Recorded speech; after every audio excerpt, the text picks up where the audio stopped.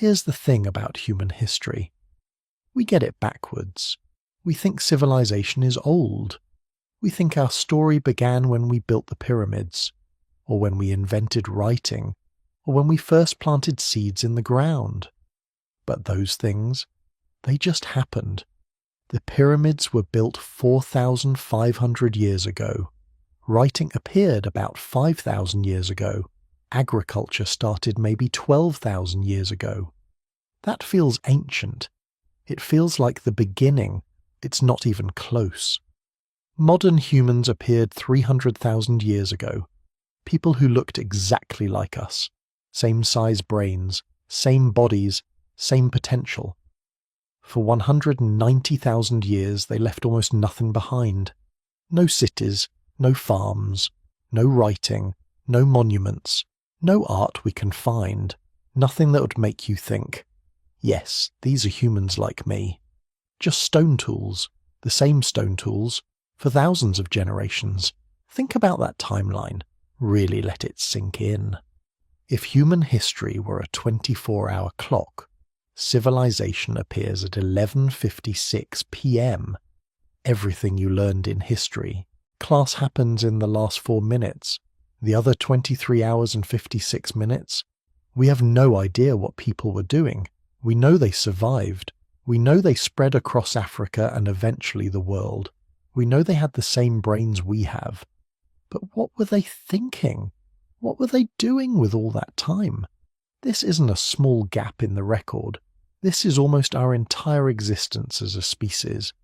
We've been behaviourally modern for maybe 50,000 years. That's when art appears, when culture explodes, when humans start acting like humans. But we've been anatomically modern for 6 times longer than that. The hardware was there, the software wasn't. Or maybe it was, and we just can't see it. Maybe they were fully human in ways that don't fossilize, in ways that don't leave traces. Maybe they told stories that would make us weep. Maybe they loved as deeply as we do. Maybe they wondered about the stars and what happens when we die. We don't know. We can't know. What we do know is this.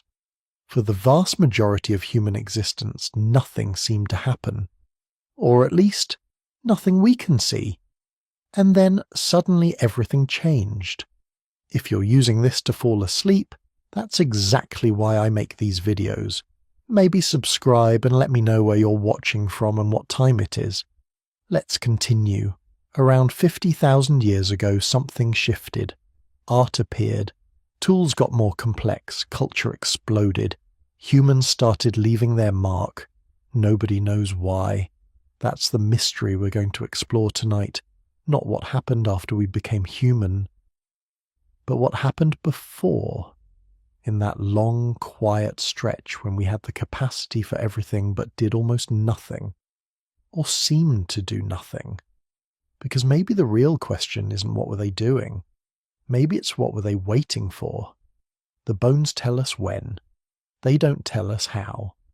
We know modern humans appeared 300,000 years ago because we found the skulls. We found them in Morocco, in a cave called Jebel Irhoud. 5 individuals. Their faces look like ours. Their brain cases are the same shape and size. The bones are 300,000 years old. That's not a guess. That's thermoluminescence dating of the stone tools buried with them. That's electron spin resonance dating of the teeth. Multiple methods. Same answer. These people looked like us. But looking human and being human aren't the same thing. The brains were the right size, about 1,400 cubic centimeters. That's the modern average. The frontal lobes were developed, the areas for language, for planning, for abstract thought, all there. So they had the hardware. But what were they doing with it? For the first 190,000 years, almost nothing we'd recognize as culture. No art, no jewelry, no symbolic objects, no elaborate burials, just stone tools, and not even interesting stone tools. The same design, over and over, for thousands of generations. They're called Acheulean hand axes, teardrop-shaped rocks, flaked on both sides, sharp edges all around. They cut, they scrape, they dig, they work, and they didn't change. For 1.6 million years, humans and their ancestors made the same tool. The design appeared with Homo erectus. It continued through archaic humans. It was still being made when modern humans showed up. Think about that. Your iPhone is obsolete in 3 years. These hand axes stayed the same for 1.6 million. Not because people were stupid, because they worked. Why fix what isn't broken? But here's what's strange. These people had modern brains. They could have innovated. They could have experimented. They could have made art or music or elaborate shelters. They didn't. Or if they did, it was in ways that don't survive.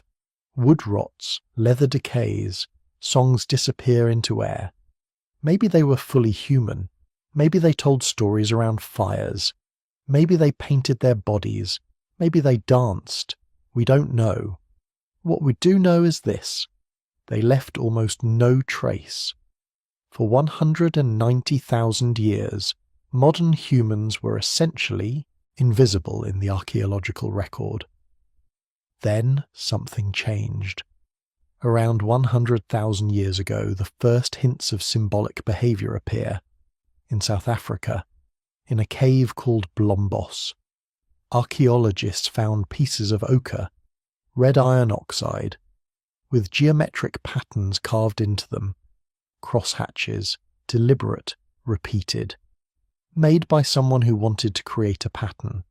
That's symbolic thought. That's someone saying, I'm going to make marks that mean something. The ochre pieces are 100,000 years old. In the same cave they found shell beads, Nessarius shells, pierced, strung together, worn as jewellery or decoration. Someone collected these shells. Someone pierced them carefully. Someone wore them. That's adornment. That's saying, I want to look a certain way. I want others to see me as special or beautiful or powerful. That's culture. But here's the thing. These early signs of symbolic behavior appear. Then they disappear. Then they appear again somewhere else. Then they disappear. Again, it's not a steady progression. It's flickering, like a candle trying to stay lit in the wind. For 50,000 years, culture keeps almost starting, almost catching fire, then going out. Why? One theory is population. When groups got large enough, culture could develop and spread. When populations crashed, culture was lost. Small groups can't maintain complex traditions. If only 50 people know how to make something, and half of them die in a drought, the knowledge dies too. Maybe early humans were living on the edge, barely surviving, every generation fighting to pass on the basics, no room for art or experimentation. Another theory is climate. For most of the past 300,000 years, Earth was in an ice age, not frozen everywhere, but colder, drier, harsher. Africa was mostly desert. The habitable zones were small and scattered. Groups were isolated from each other. Maybe culture needs connection. Maybe ideas need to spread and mix and build on each other. Maybe isolated groups couldn't develop complexity. When the climate improved, populations grew. Groups met, ideas spread. When the climate crashed, populations shrank. Groups isolated. Knowledge was lost, back and forth, for thousands of generations, but neither theory fully explains it. Because the brains were there, the capacity was there. These weren't archaic humans slowly evolving toward modernity. These were modern humans, genetically us. So what was missing? Some researchers think it was language, not the ability to speak, but the ability to speak precisely, to use grammar and syntax to convey complex ideas. Maybe early humans could communicate. But maybe they couldn't teach. Maybe they couldn't explain abstract concepts. Maybe each generation had to rediscover everything. Without precise language, culture can't accumulate. You can show someone how to make a hand axe, but you can't explain why you chose that particular stone. You can't pass on the theory. Other researchers think it was social structure. Maybe early groups were too small or too unstable. Maybe they didn't have elders who could preserve knowledge. Maybe they didn't have specialists who could focus on innovation. Culture needs stability. It needs people who aren't just surviving, who have time to think and experiment and create. Maybe that stability took time to develop. Still others think nothing was missing. Maybe early humans were fully cultural. Maybe they made art and music and told stories. Maybe they just didn't make things that survive. Stone lasts, ochre lasts, shell beads last, but wood doesn't, leather doesn't, body paint doesn't, songs don't. Maybe we're looking at a shadow of what was really there. Maybe the archaeological record is missing 99% of early human culture. That's possible, but it doesn't explain everything. Because around 50,000 years ago, something definitely changed, and it changed everywhere. Art explodes.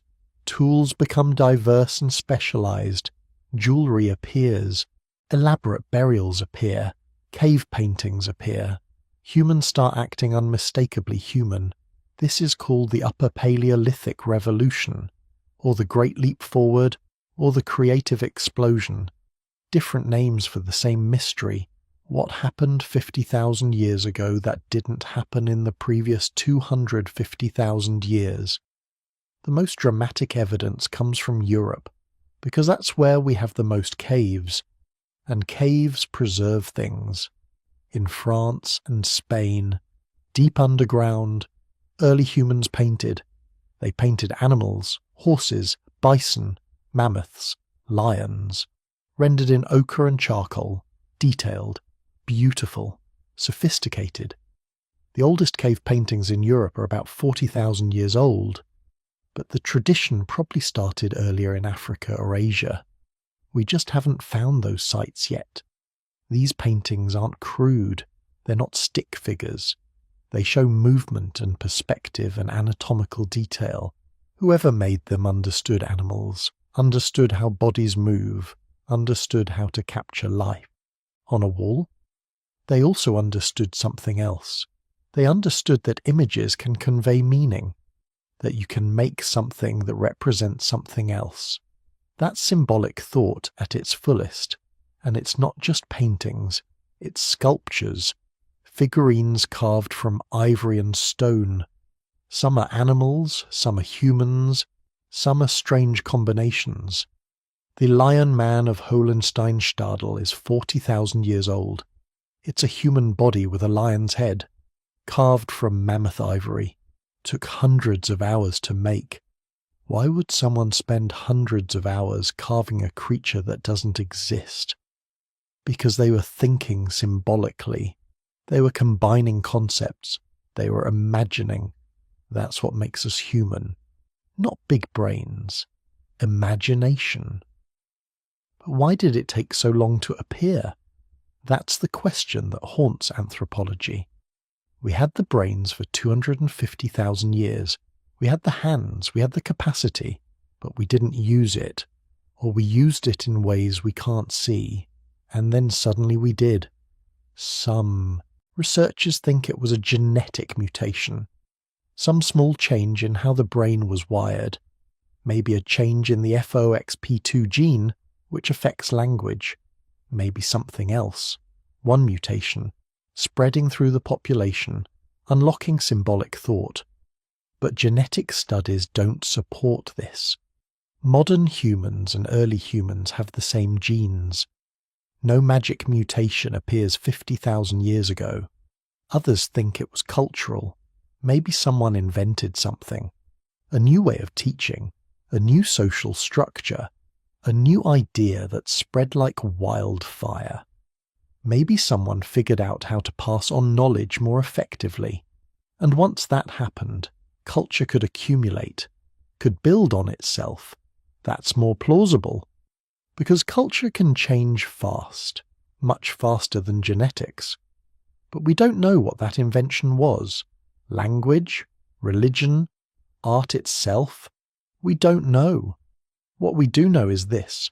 50,000 years ago, humans crossed a threshold.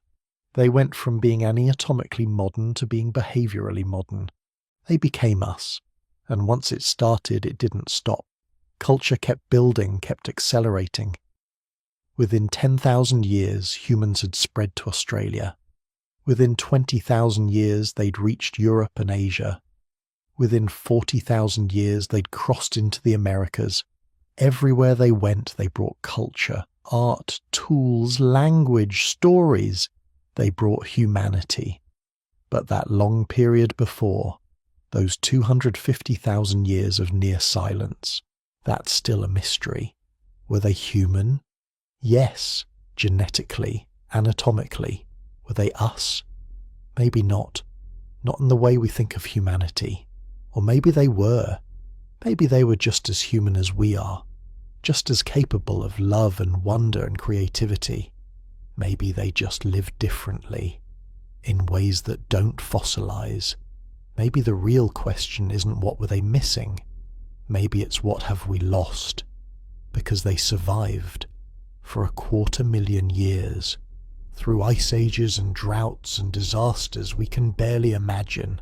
They survived without cities or agriculture or technology.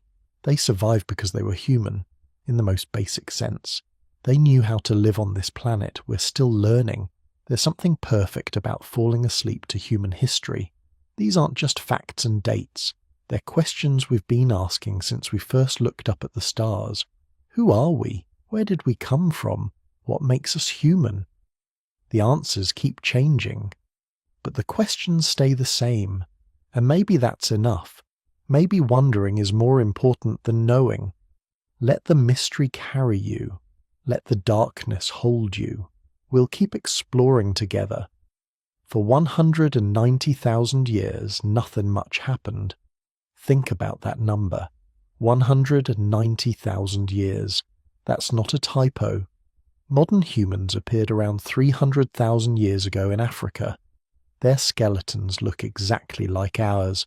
Same height, same brain size, same bodies. If you dressed one in jeans and a t-shirt, they'd blend right in at a grocery store. But for almost 200,000 years, they left almost nothing behind. No cave, paintings, no jewellery, no burial rituals, no art, no tools more complex than sharp rocks, nothing that screams human culture the way we think of it.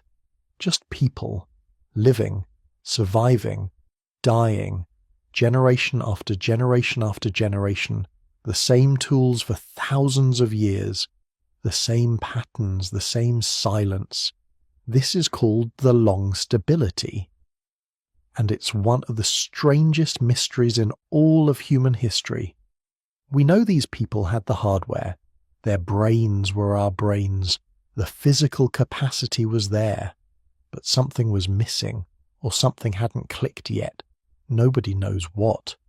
Archaeologists dig up sites from 250,000 years ago. They find hand axes, simple stone tools, flaked rocks with sharp edges. They dig up sites from 200,000 years ago. Same tools. 150,000 years ago. Same tools. 100,000 years ago. Same tools. It's like someone hit pause on human development. The bodies evolved, the brains grew, but culture stayed frozen. Here's what we know for certain. Around 300,000 years ago, a new species appeared in Africa.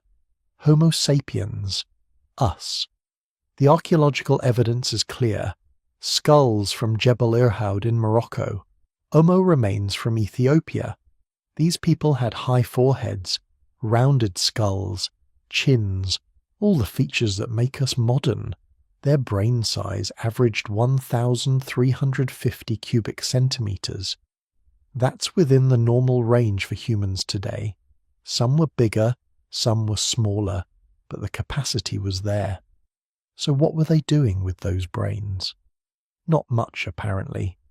The toolkit from 250,000 years ago is called Middle Stone Age technology. It's better than what came before, but not by much. These were hand axes and scrapers, simple flakes of stone, sharp enough to cut meat, tough enough to scrape hides, good for digging roots. They worked. That's the key thing. They worked well enough.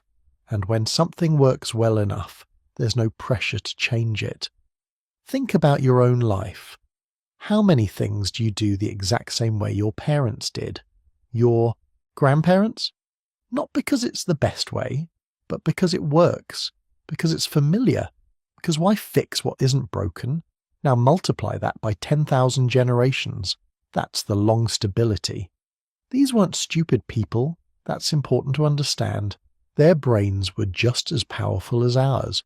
They could learn, they could plan, they could communicate. We know this because when things finally did change, they changed fast. The capacity was always there. But capacity isn't the same as culture. You can have a brain capable of writing poetry. That doesn't mean you'll write poetry. You need language first.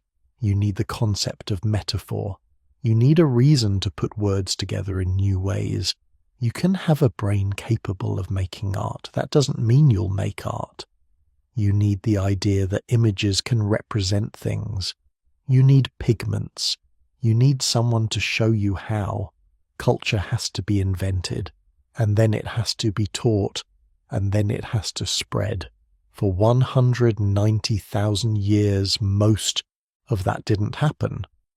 Or it happened in tiny pockets and then died out. There are hints, brief flickers. A site in South Africa called Blombos Cave shows something interesting. Around 100,000 years ago, people there made small engravings on pieces of ochre. Red pigment, geometric patterns, crosshatches, lines. It's not art exactly, but it's something. It's intentional. It's symbolic. Someone made marks that meant something, and then it stopped. The next layer up in the cave. Nothing. No more engravings. No more patterns. Just regular tools again. The same thing happens at other sites. A shell bead here. A piece of worked bone there.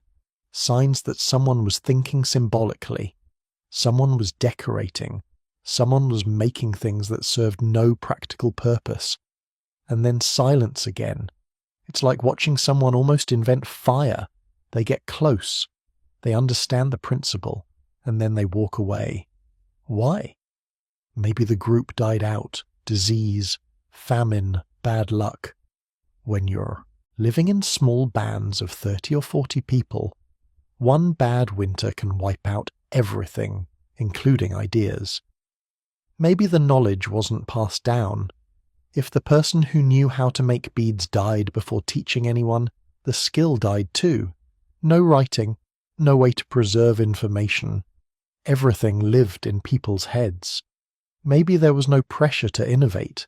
Life was stable, food was available, the group survived. Why change? This is the paradox of the long stability. We think of innovation as inevitable. Better tools, better methods, progress. But progress isn't automatic. It requires specific conditions. You need population density. Ideas spread faster when more people interact. A lone group in the wilderness might invent something brilliant, but if they never meet another group, that invention dies with them. You need surplus. When everyone spends all day finding food, there's no time for experimentation, no time to try new techniques, no time to fail and try again. You need communication, not just language, but networks, trade routes, ways for information to travel from one group to another. For most of the long stability, humans didn't have these things. Population was low, maybe 10,000 people in all of Africa. scattered across a massive continent, groups living hundreds of miles apart, going years without seeing outsiders. Life was subsistence level: hunt, gather, eat, sleep, repeat. There was no surplus, no abundance, no safety net, and communication was limited. Groups had language, we're pretty sure of that. But they were isolated. Ideas that sparked in one place couldn't spread. So culture sputtered. It flickered on. It died out. It started again somewhere else. But it never caught fire. Not yet. The really strange thing is how consistent this pattern was. It's not like some groups raced ahead while others lagged behind. Everyone was stuck, from South Africa to Ethiopia to Morocco. The same tools, the same lack of decoration, the same silence. It suggests something fundamental was missing. Not intelligence, not capacity, but some key ingredient that makes culture stick. Some researchers think it was language. Maybe early humans had simple communication, but not full language. Not the kind of complex grammar and syntax we use today. Without that, you can't teach complicated ideas. You can't pass down detailed knowledge. Each generation has to figure things out from scratch. Others think it was social structure. Maybe groups were too small, too isolated, too unstable. Culture needs a critical mass. It needs enough people interacting in complex ways. Without that, innovations die. Still others think it was environmental. Maybe life was too hard, too unpredictable, climate swinging between extremes, resources scarce. When you're fighting to survive, you don't have energy for art. The truth is probably all of these things, and more we haven't thought of yet. What we know is this. For 190,000 years, modern humans existed. They had the brains, they had the bodies, they had the potential. But potential isn't destiny. They lived in small groups. They moved with the seasons, they followed game, they gathered plants, they made fire, they made tools, they survived. And that was enough. Generation after generation after generation, living lives we can barely imagine. No writing to record their thoughts, no art to show their dreams, no monuments to mark their existence, just footprints in the sand, washed away by the next rain. It makes you think about progress differently. We assume humans naturally move forward, naturally improve, naturally innovate. But maybe that's not true. Maybe innovation is the exception, not the rule. Maybe stability is the default state. Maybe those 190,000 years weren't a failure. Maybe they were just different. A different way of being human. One that worked for a very long time. These people survived ice ages, droughts, volcanic eruptions. They spread across Africa. They adapted to different environments, forests, savannas, coasts, mountains. They must have been incredibly skilled, incredibly knowledgeable. They knew every plant, every animal, every water source, every shelter. That knowledge was sophisticated, complex, hard-won.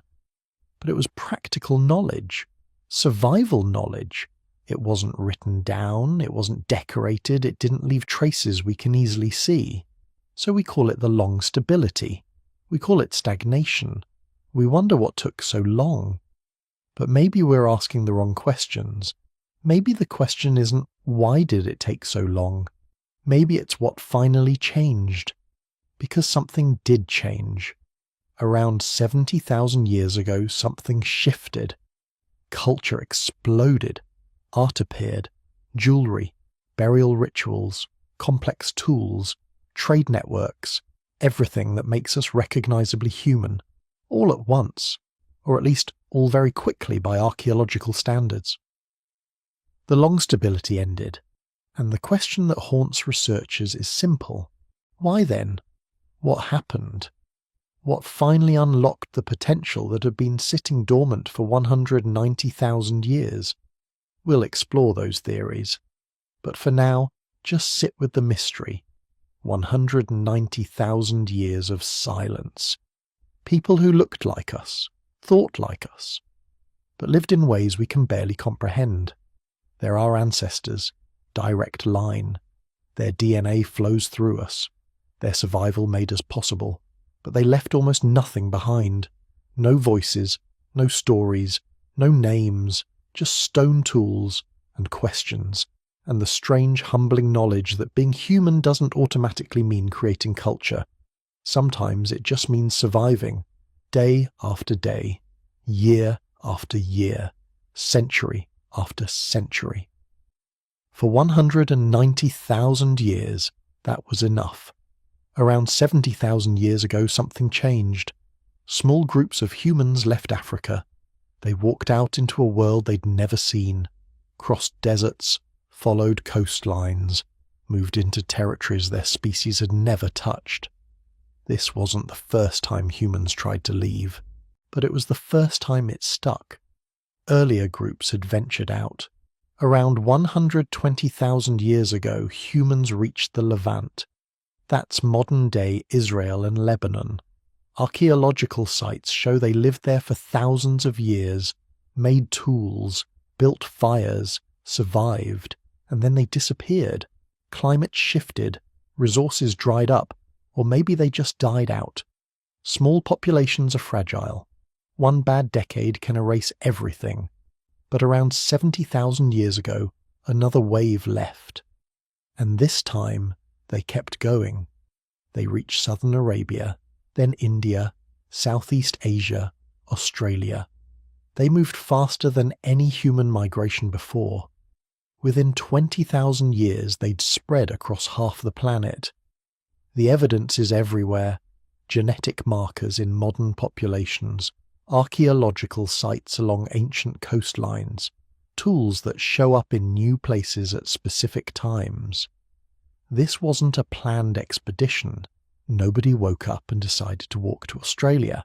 These were small moves. A group following game, another seeking better fishing. Gradual expansion that added up over centuries. But the scale is stunning.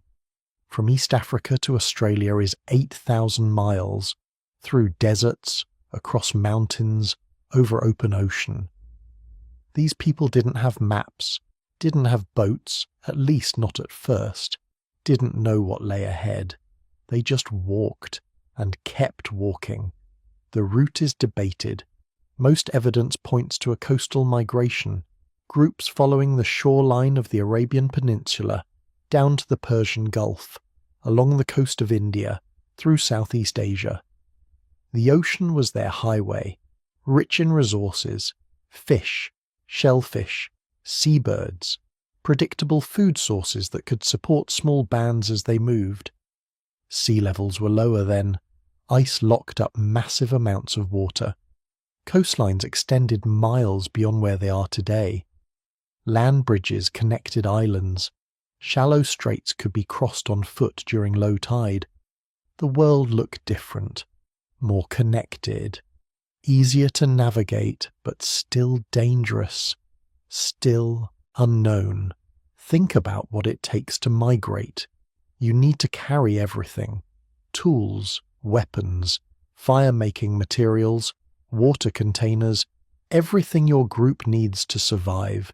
You need knowledge: which plants are safe, which animals are dangerous, where to find water, how to read the weather.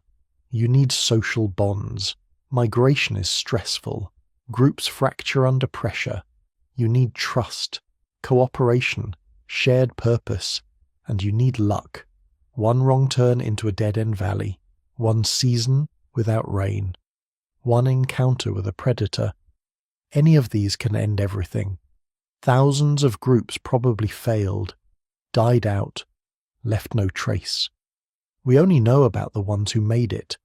The genetic evidence tells a story. Every human outside Africa today descends from this single migration wave. One successful expansion, one founding population. Scientists can track it through mitochondrial DNA. That's genetic material passed down through mothers. It mutates at a predictable rate, like a molecular clock. By comparing mutations in different populations, researchers can trace lineages back, build family trees, figure out who came from where and when. The pattern is clear. All non-African populations share common ancestors who lived around 70,000 years ago. The genetic diversity outside Africa is lower than inside Africa. That's the signature of a bottleneck, a small founding group that expanded rapidly. How small? Estimates vary. Maybe 1,000 people, maybe 10,000. Somewhere in that range. That's it. That's the population that seeded the entire world outside Africa. Your ancestors were in that group. So were mine. So were everyone's who isn't from sub-Saharan Africa.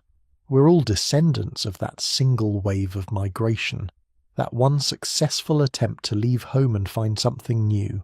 The journey to Australia is particularly remarkable. Getting there required crossing open ocean.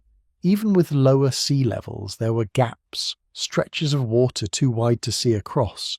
Somebody built boats or rafts, something that could carry people and supplies across miles of open water. The earliest evidence of humans in Australia dates to around 65,000 years ago, maybe earlier. Sites in northern Australia show stone tools, hearths, signs of occupation. That means within 5,000 years of leaving Africa, humans had crossed the ocean and reached a new continent. That's astonishingly fast. It suggests these weren't random wanderings. People are actively exploring, testing boundaries, pushing into new territories. The boats themselves haven't survived. Wood and plant fibers decay, but the evidence of their existence is undeniable.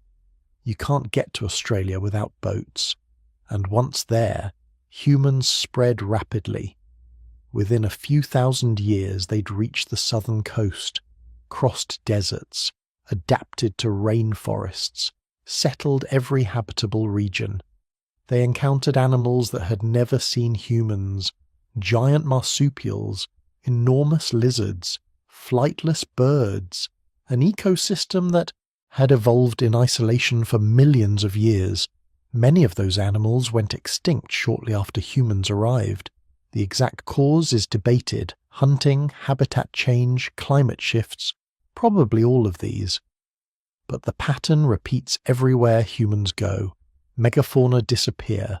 Large, slow-breeding animals that had no fear of humans, easy targets for experienced hunters. It's a reminder that humans have always changed their environments. We're not separate from nature. We're part of it. And we've been reshaping it for 70,000 years. The migration into Europe happened later, around 45,000 years ago. Groups moving north from the Middle East, following river valleys, hunting mammoth and reindeer. Europe was cold. Ice sheets covered the north. Tundra stretched across what's now France and Germany. Harsh conditions, but rich in game. And Europe was already occupied. Neanderthals had lived there for 200,000 years. They were adapted to the cold, knew the landscape, had their own tools and culture. What happened when modern humans met Neanderthals is one of the most fascinating questions in human history. We'll explore that more later. But for now, know this. The meeting happened, and it changed both groups forever. The Americas were the last continents to be settled. The exact timing is still debated. But most evidence points to around 15,000 years ago, maybe earlier. Groups crossing from Siberia into Alaska, following the coastline, or moving through an ice-free corridor, spreading south through North America, then Central and South America. Within 2,000 years, humans had reached the southern tip of South America. From Alaska to Patagonia, that's 10,000 miles in 2,000 years. The speed is remarkable. It suggests these weren't slow, gradual expansions. These were rapid movements. groups actively exploring, seeking new territories. Why? What drove this expansion? Population pressure is one answer. Groups growing too large for available resources, splitting into smaller bands, some staying, some moving on. Climate change is another. Shifting rainfall patterns, changing vegetation, game moving to new areas, humans following. Curiosity might be the simplest explanation. Humans wonder what's over the next hill, the next river, the next horizon. That curiosity is hardwired. It's what makes us human. But there's also something deeper, something about this particular time period, something that made successful migration possible when earlier attempts had failed. The culture had changed. Remember the long stability. For 190,000 years, humans had the brains but not the culture. Something shifted around 70,000 years ago. Art appeared. Complex tools. Symbolic thinking. That cultural revolution made migration possible. Better tools meant better hunting, better food processing, better shelter construction. Language had evolved. Complex grammar, abstract concepts, the ability to plan, to coordinate, to share knowledge across generations, social. Structures had become more sophisticated. Larger groups, trade networks, ways to maintain relationships across distances. All of this made migration less risky. Groups could adapt faster, learn quicker, survive in new environments. The timing isn't coincidental. The cultural explosion and the successful migration out of Africa happened together. They enabled each other. Culture made migration possible. Migration spread culture, a feedback loop that accelerated both.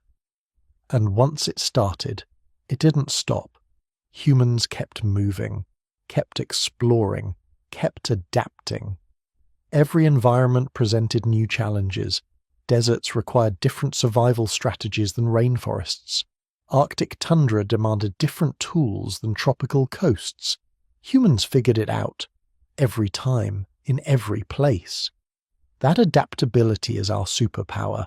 We're not the strongest species, not the fastest, not the best climbers or swimmers, but we adapt, we learn, we share knowledge, we build on what came before. That's what made the Great Migration possible, and that's what continues to define us today. The people who left Africa 70,000 years ago didn't know they were making history. They were just living, following food, seeking safety, raising children. But their choices echoed forward.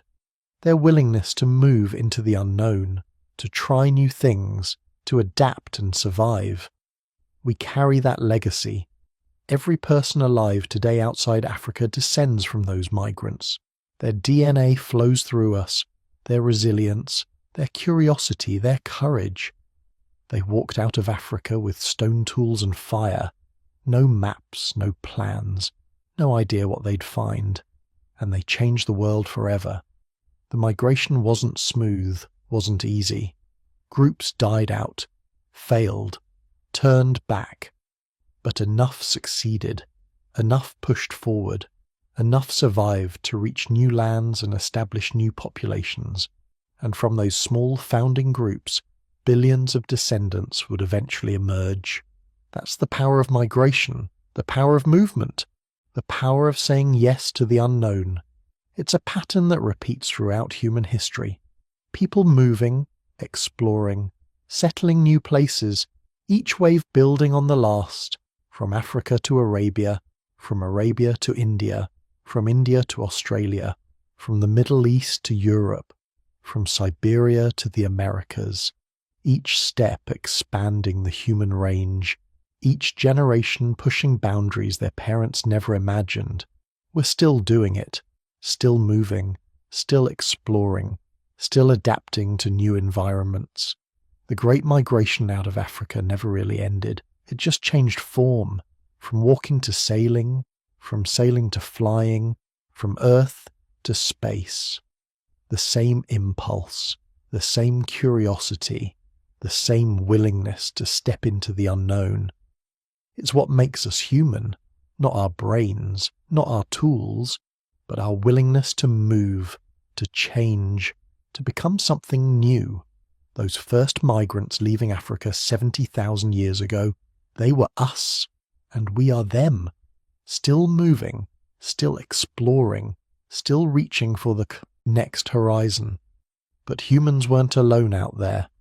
When those groups walked out of Africa 70,000 years ago, they entered a world already occupied.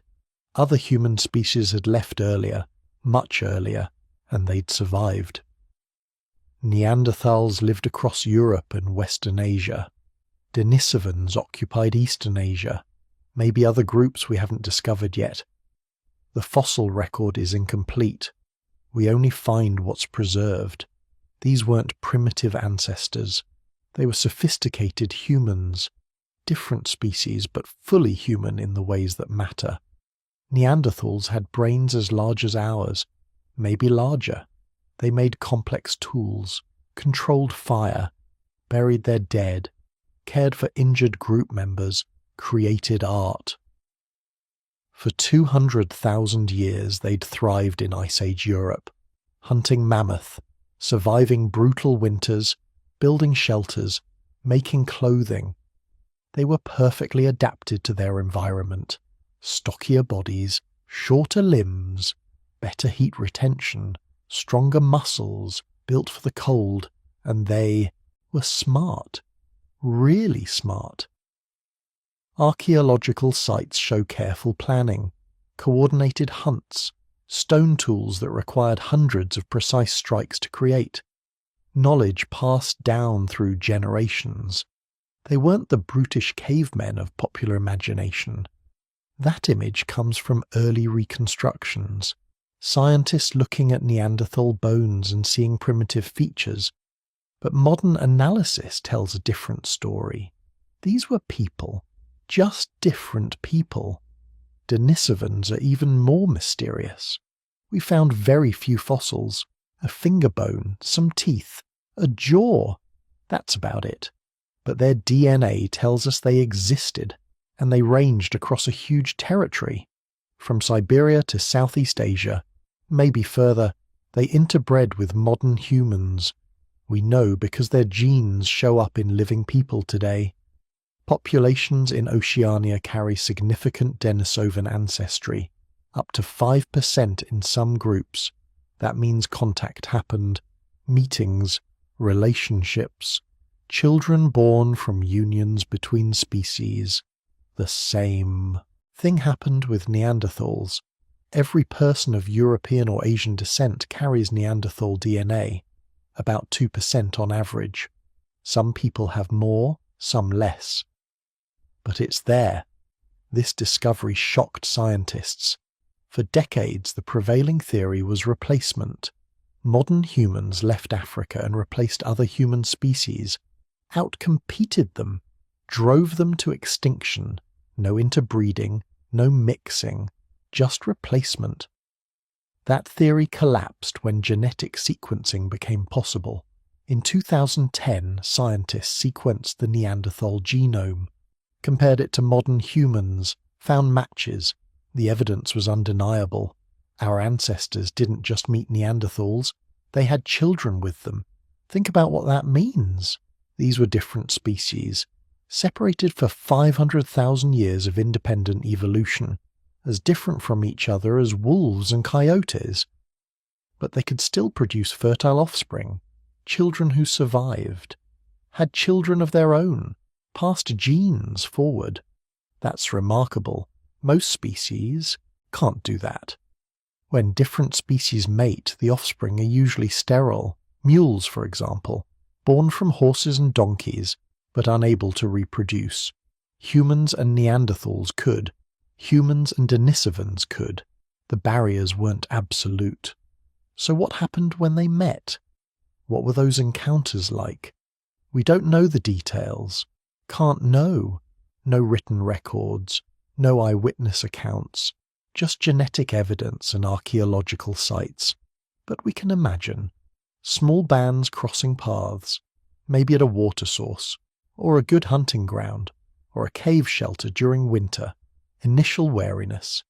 These strangers look different, sound different, but they are clearly human. They have fire, tools, language, maybe conflict at first, competition for resources, territorial disputes, violence, but also curiosity, trade, shared knowledge, and eventually relationships. The genetic evidence suggests this wasn't rare, wasn't just one or two isolated incidents. Interbreeding happened multiple times, in multiple locations, over thousands of years. Some Neanderthal genes provided advantages, immune system adaptations, better suited for European diseases. Those genes spread, got passed down, still exist today. Other genes caused problems, increased risk of certain diseases, depression, diabetes. Type 2 diabetes shows links to Neanderthal variants. Evolution is messy. Mixing populations brings both benefits and costs. The Denisovan genes are particularly interesting. Some variants helped humans adapt to high altitudes. Tibetans carry a Denisovan gene that helps them process oxygen in thin air, essential for surviving above 13,000 feet. That gene didn't come from modern human populations. It came from Denisovans, inherited through interbreeding, preserved because it was useful, natural selection at work. Genes that help survive get passed on. Genes that hurt get filtered out. Over generations, the helpful ones spread. But here's what's really fascinating. The interbreeding was limited. Only 2% Neanderthal DNA, only 5% Denisovan in the highest populations. That suggests barriers existed, not genetic barriers, cultural ones. These groups lived near each other for thousands of years, overlapped in territory, shared resources, but they didn't fully merge. They remained distinct populations, separate identities, different cultures. Why? What kept them apart? Language might be one factor. Neanderthals could speak. We know from their anatomy, the hyoid bone, the structure of their vocal tract. They had the hardware for speech, but their language was probably different from modern human language. Different sounds, different grammar, different concepts. Communication would be difficult, not impossible, but hard enough to maintain social distance. Cultural differences matter too. Different traditions, different beliefs, different ways of making tools and organizing society. Those differences create identity, create in-groups and out-groups, us and them. Even today, humans separate along cultural lines. Language, religion, customs. These boundaries are powerful. They shape who we marry, where we live, who we trust. 70,000 years ago, those boundaries existed too. Maybe stronger, maybe more rigid. Interbreeding happened, but it was probably the exception, not the rule. Most of the time, groups stayed separate, lived parallel lives, occasionally interacted, rarely merged, and then, gradually, Neanderthals disappeared. Around 40,000 years ago, the last populations died out. Denisovans vanished too, probably around the same time. Why? What happened? This is one of the biggest questions in human evolution, and there's no simple answer. Competition is part of it. Modern humans and Neanderthals hunted the same game, used the same caves, needed the same resources. When resources are limited, one group usually wins, not through direct conflict necessarily, just through slight advantages that compound over time. Modern humans had better tools, more sophisticated weapons, longer-range projectiles. That means more successful hunts, more food, healthier children, faster population growth. Better social networks helped too. Modern humans formed larger groups, maintained relationships across greater distances, could call on help when needed. Trade networks spread innovations faster. A new tool design in one region could reach another in years instead of generations. All of this gave modern humans an edge. Not a huge edge, but enough. Climate change played a role. Around 40,000 years ago, temperatures fluctuated. Ice advanced and retreated. Ecosystems shifted. Neanderthals had survived climate changes before. For 200,000 years they had adapted to Ice Age cycles. But this time was different. This time they were competing with modern humans. Populations already stressed by climate faced additional pressure from a rival species. Small populations are vulnerable. Neanderthal groups were probably never large. Maybe 10,000 to 50,000 individuals total across their entire range. Modern humans numbered in the hundreds of thousands, maybe millions. Genetic diversity was higher, population resilience was stronger.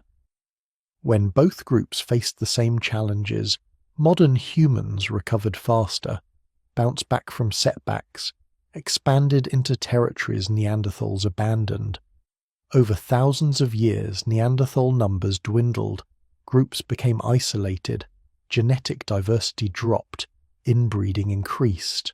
The final populations were probably small, scattered, struggling. And then they were gone.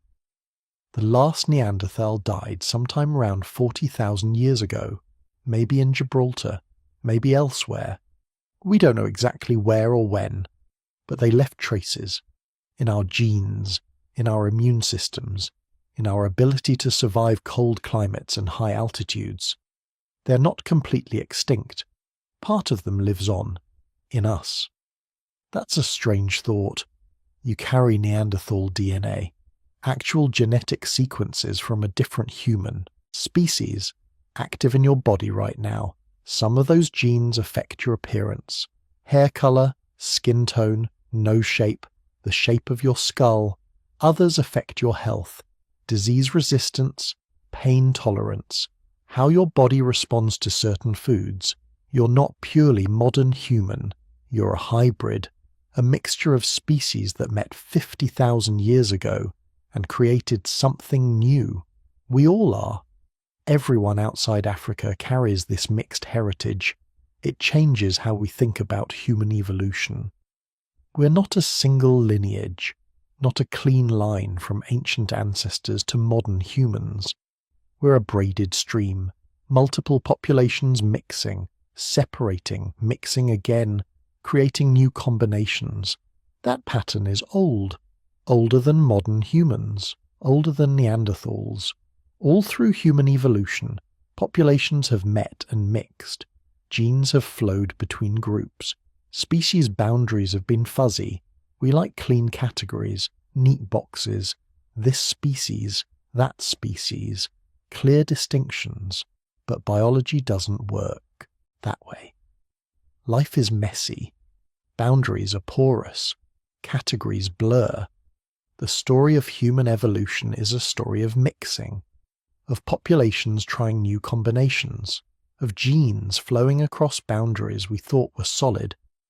Neanderthals and Denisovans are just the most recent examples, the ones we can still detect in our DNA. But there were probably others. Earlier meetings, earlier mixing, lost to time because the genetic traces faded. Every time human populations met, genes mixed. Sometimes a little, sometimes a lot. Each encounter changed both groups. That's how evolution works. Not through isolation, through contact, through mixing, through trying new combinations and seeing what survives. The humans who left Africa 70,000 years ago weren't replacing other species. They were joining them, meeting them, learning from them, mixing with them. And from that mixing we emerged, modern humans, carrying genes from multiple sources, built from multiple lineages. We're the result of thousands of encounters, thousands of meetings between groups who were different but not too different. Who could communicate across boundaries? Who could create something new together? That's our heritage, not purity, not a single origin, but mixture, combination. The willingness to meet the other and find common ground. It's still happening. Humans are still mixing, still creating new combinations, still blurring boundaries we thought were fixed. The story that started 70,000 years ago continues. Different scale, different context, same fundamental pattern. We meet, we mix, we become something new. That's what makes us human, not our separation from others, but our connection to them. Now, we need to ask a harder question. What was happening inside their heads? We've talked about tools and migrations and meetings between species, but those are just the physical traces, the bones and stones left behind. The real story is invisible. It's about minds, about consciousness, about the inner experience of being human. And that's almost impossible to study. You can dig up a hand axe, measure it, analyze the stone, figure out how it was made, but you can't dig up a thought, can't carbon date an emotion, can't put a belief under a microscope.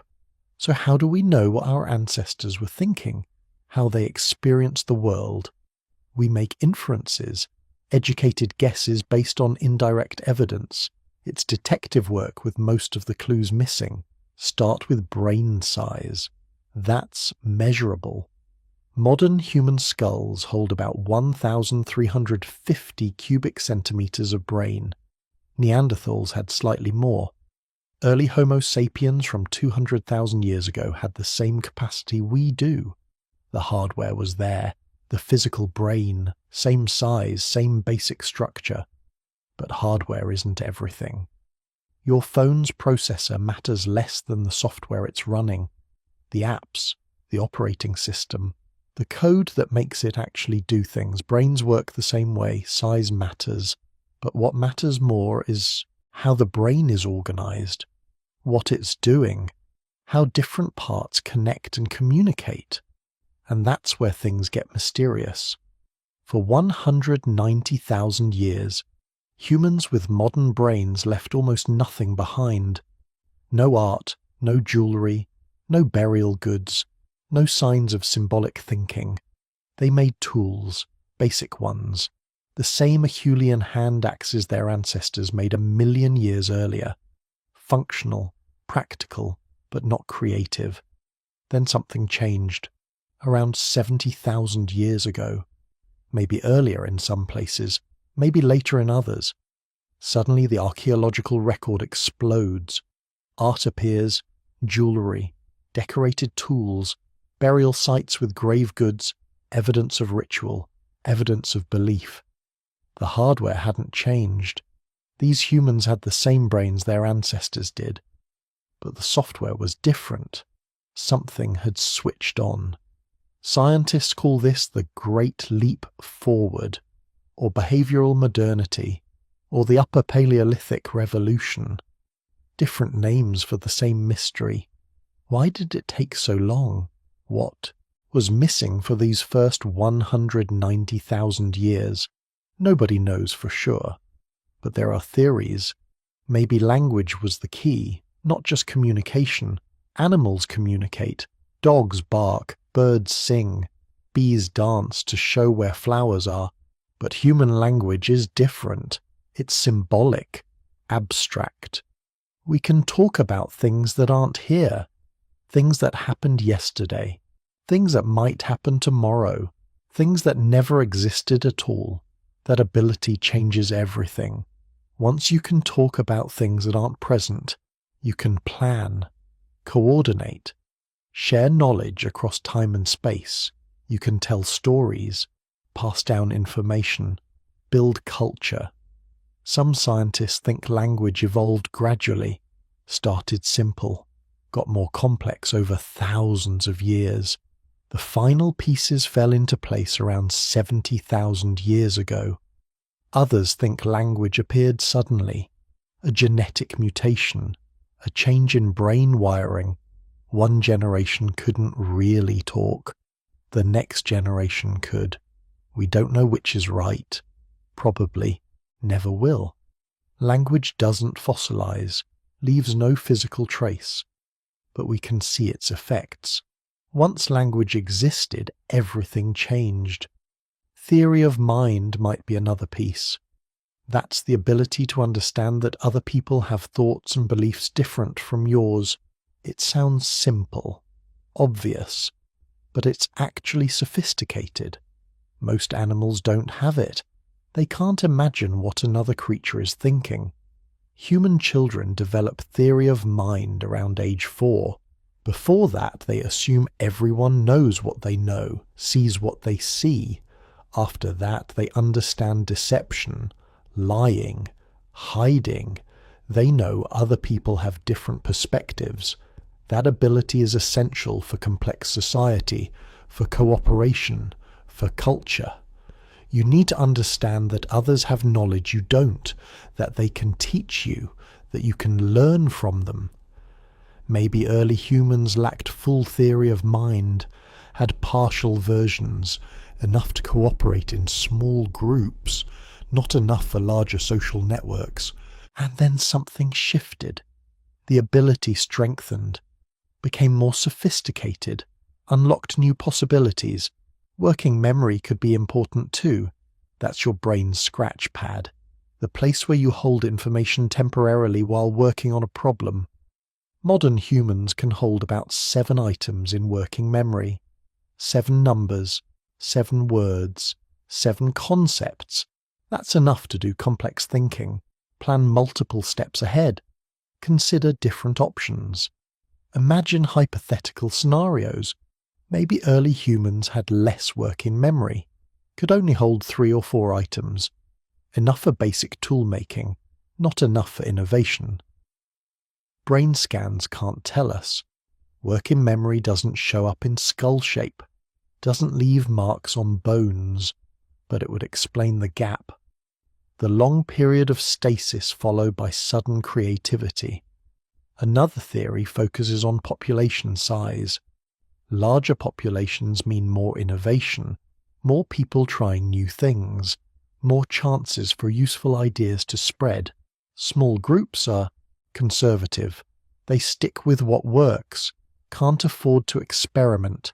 If a new technique fails, people might starve, but large populations have surplus, can take risks. If one group's experiment fails, others survive, and if it succeeds, everyone benefits. For most of human history, populations were tiny. A few thousand individuals spread across Africa. Isolated groups, limited contact. Then populations grew, groups connected, trade networks formed, ideas could spread faster, innovation accelerated. This theory has evidence behind it.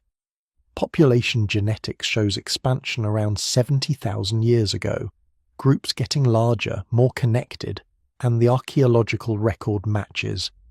Art appears in multiple places around the same time, different styles, different materials, but the same impulse, the same creative explosion. That suggests a threshold, a critical mass. Once populations reached a certain size, culture took off. But here's what's really puzzling. Neanderthals had large brains, too, sophisticated tools, long cultural traditions. They survived for 200,000 years, but they never made the leap, never created art, never developed symbolic thinking, at least not to the degree modern humans did. A few Neanderthal sites show hints of creativity, pigments, perforated shells that might be jewelry, scratched patterns on rocks. But it's sparse, rare, nothing like the explosion of art modern humans produced. Why not? What was different? Maybe nothing fundamental. Maybe they were just as capable, just never developed the cultural traditions, never hit the population threshold. Or maybe something was different. some subtle aspect of brain organization, some small difference in how neurons connected, not visible in skull size, not measurable in fossils, but enough to matter. We'll probably never know. Can't run experiments. Can't compare living Neanderthals to living humans. All we have are the traces they left, and those traces suggest similar capabilities but different outcomes. The question of consciousness is even harder. Were ancient humans conscious the way we are? Did they have the same inner experience? They must have felt pain, fear, hunger. Those are basic, universal among animals with nervous systems. But what about self-awareness? The sense of being a distinct individual, the voice in your head that narrates your experience. When did that appear? Was it always there, or did it emerge gradually? Some philosophers think consciousness is binary. Either you have it or you don't. Ancient humans were conscious. End of story. Others think consciousness has levels, degrees. That human consciousness became richer over time, more layered, more complex. The evidence is ambiguous. Burial practices suggest self-awareness. You don't bury someone carefully unless you understand death, unless you grasp that the person is gone but the body remains. Neanderthals buried their dead.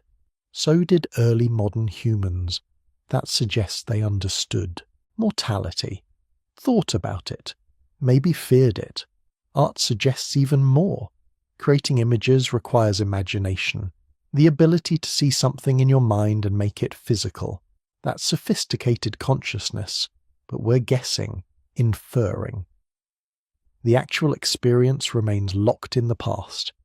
Here's what we know for certain. By 40,000 years ago, humans were fully modern.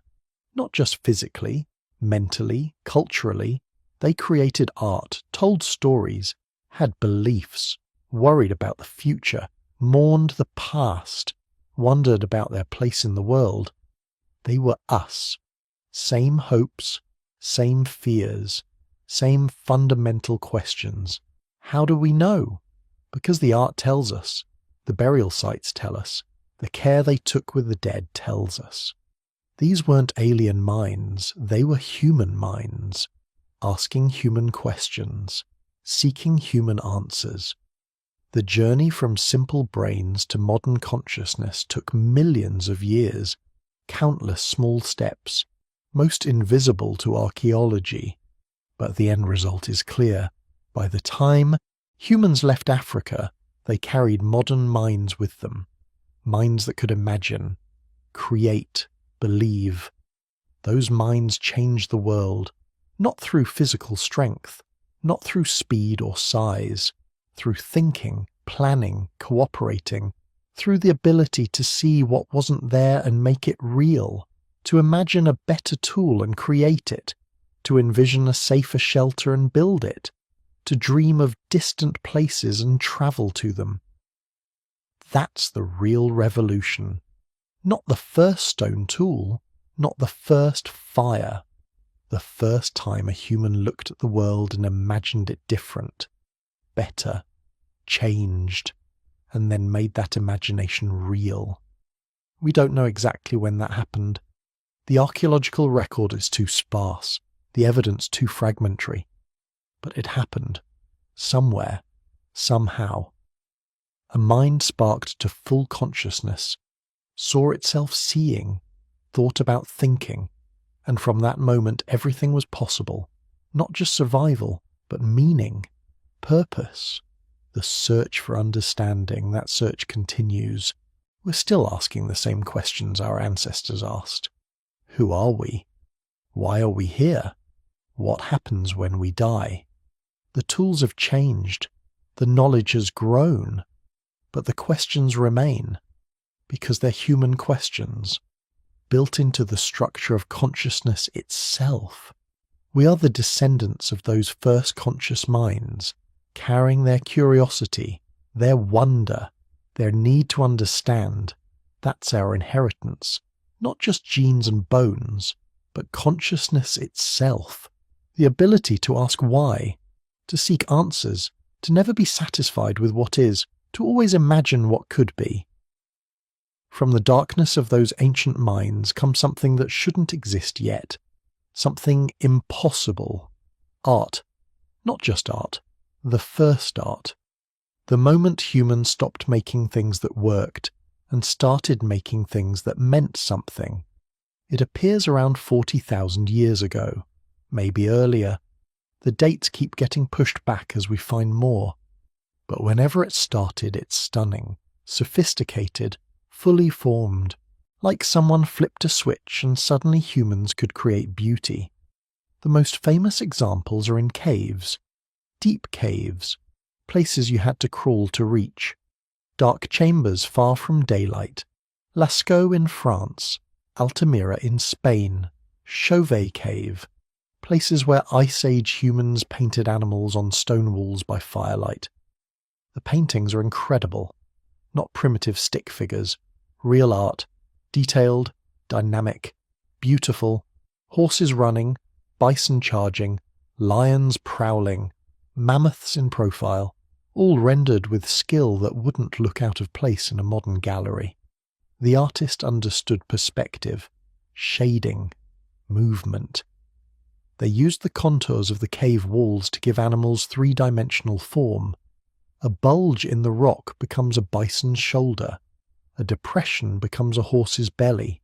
They mix pigments, ground red ochre, charcoal black, yellow clay, created different colours, different textures. Some paintings show handprints.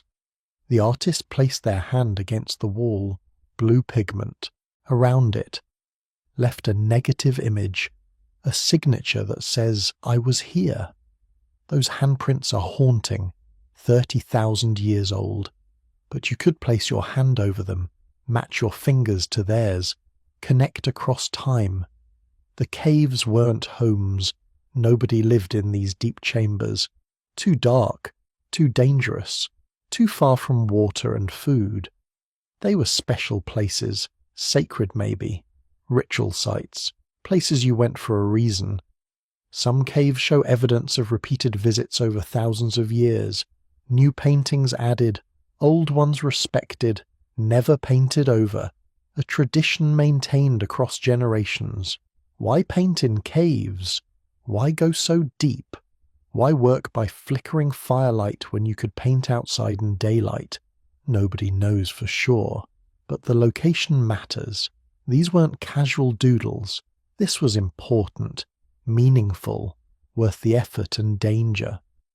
Some archaeologists think the caves were like cathedrals, places of worship. The paintings were prayers, or offerings, or ways to connect with the spirit world. The animals depicted were important ones, hunted species, dangerous species, animals that mattered to survival. Maybe painting them was a form of magic, sympathetic magic. Paint the bison, control the bison, ensure a successful hunt. Or maybe it was about respect, honouring the animals, acknowledging their power, asking permission before the hunt. Others think the caves were schools, teaching places, where knowledge was passed down.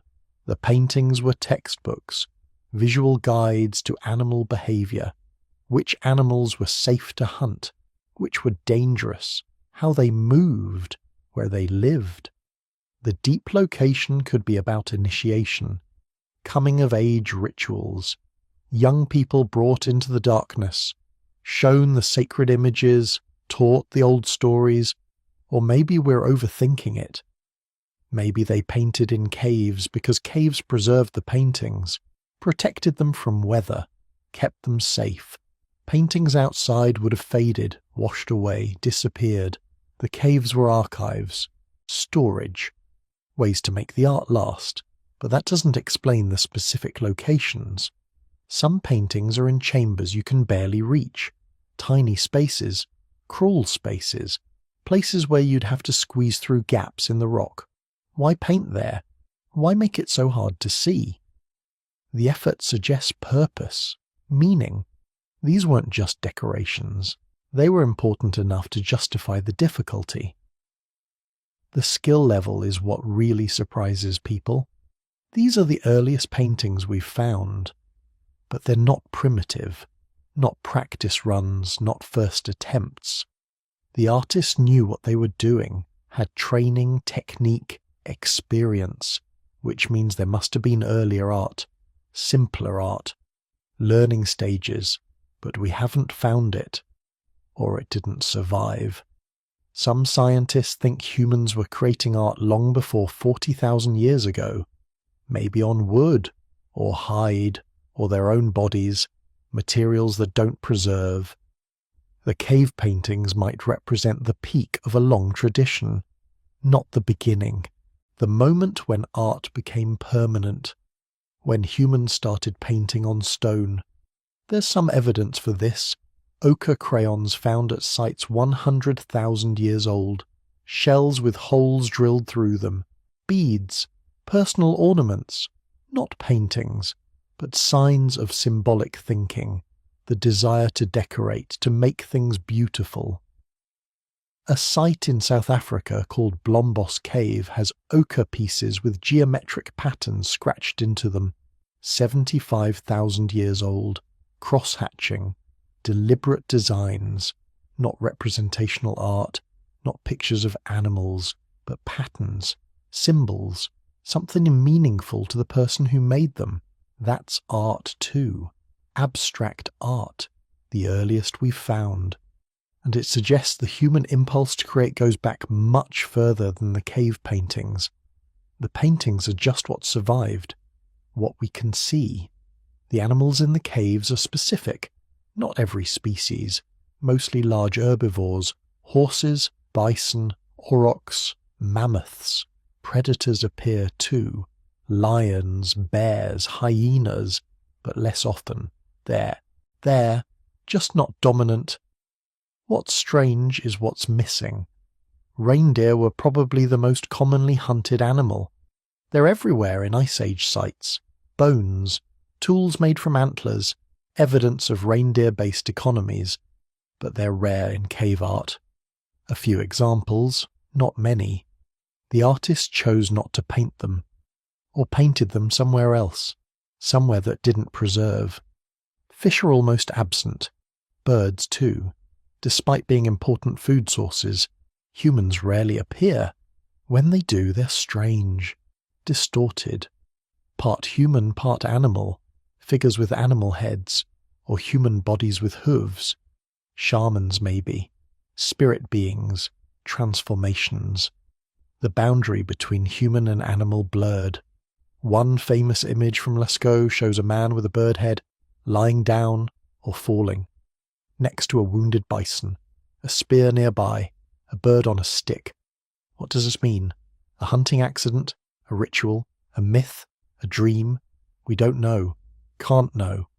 The story is lost. Only the image remains. The techniques vary. Some paintings are simple outlines, drawn with charcoal or ochre, single lines defining the shape. Others are filled in, solid colours, shaded, multiple layers of pigment creating depth. Some use the spray technique. Pigment blown through a hollow bone creates a soft, diffused effect, good for backgrounds, for suggesting distance. Others are painted with fingers, or brushes made from animal hair, or pads of moss or fur. Each technique creates different textures. The artists understood their materials, knew how different pigments behaved, how to make them stick to stone, how to layer them for effect. They also understood composition, how to arrange multiple animals in a scene, how to create movement, flow, visual rhythm. At Chauvet Cave there's a panel showing lions, dozens of them, overlapping, moving together, like a pride on the hunt. The artist used the curve of the wall, made the lions seem to flow around it, three-dimensional, almost alive in the firelight. That's not accident. That's skill, training, artistic vision. Some caves show evidence of scaffolding, holes in the walls where poles were inserted, platforms built. The artists needed height to reach the ceiling, to paint high up. They planned ahead, brought materials, set up workspaces. This wasn't spontaneous, it was organized, deliberate. The pigments had to be prepared, ochre ground into powder, mixed with fat or water to make paint, stored in containers, shells maybe, hollow bones, leather pouches. Charcoal had to be collected, the right kind, from specific woods, burned at the right temperature, soft enough to draw with, hard enough not to crumble.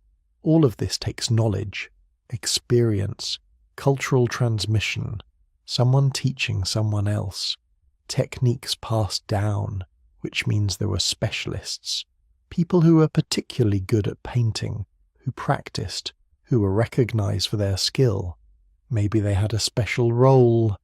Cave painters, artists, people who created the sacred images. Or maybe everyone could paint. It was a common skill, like making tools, something all adults knew how to do. We can't tell from the evidence. Both possibilities fit. What we can tell is that the tradition lasted.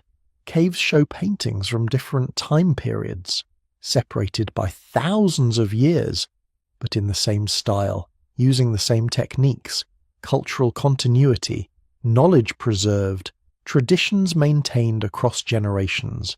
That's remarkable. Most Ice Age cultures changed constantly. Tools evolved, hunting strategies shifted, people adapted to changing climates and environments, but the cave art stayed consistent.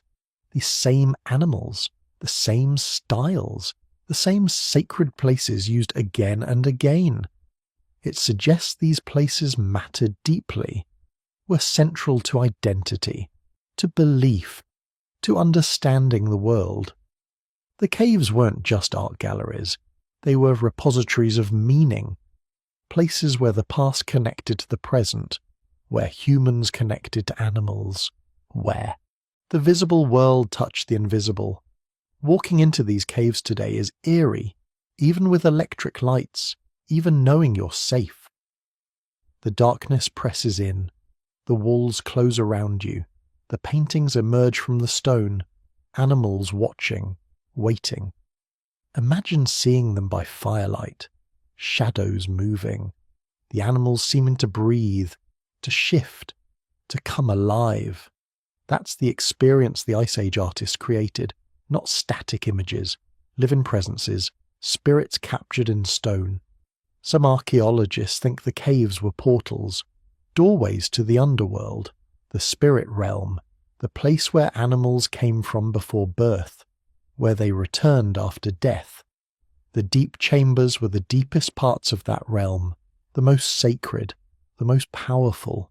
Painting there was dangerous, spiritually dangerous. You had to be prepared, protected, initiated. But if you succeeded, you could influence the spirit world, ensure good hunting, protect your people, maintain the balance between humans and animals. It's a theory, can't be proven, but it fits the evidence, explains the locations, the effort, the reverence. Other art forms appear around the same time: sculptures, carvings, objects small enough to carry. The most famous are Venus figurines, small statues of women, usually carved from ivory or stone, sometimes modelled from clay. They emphasize certain features: large breasts, swollen bellies, wide hips, fertility symbols maybe, or representations of pregnancy. The faces are often blank, no features, just a smooth surface, or sometimes a suggestion of a hairstyle, braids, caps, elaborate designs. Hundreds has been found, across Europe, from Spain to Russia. All similar, all emphasizing the same features.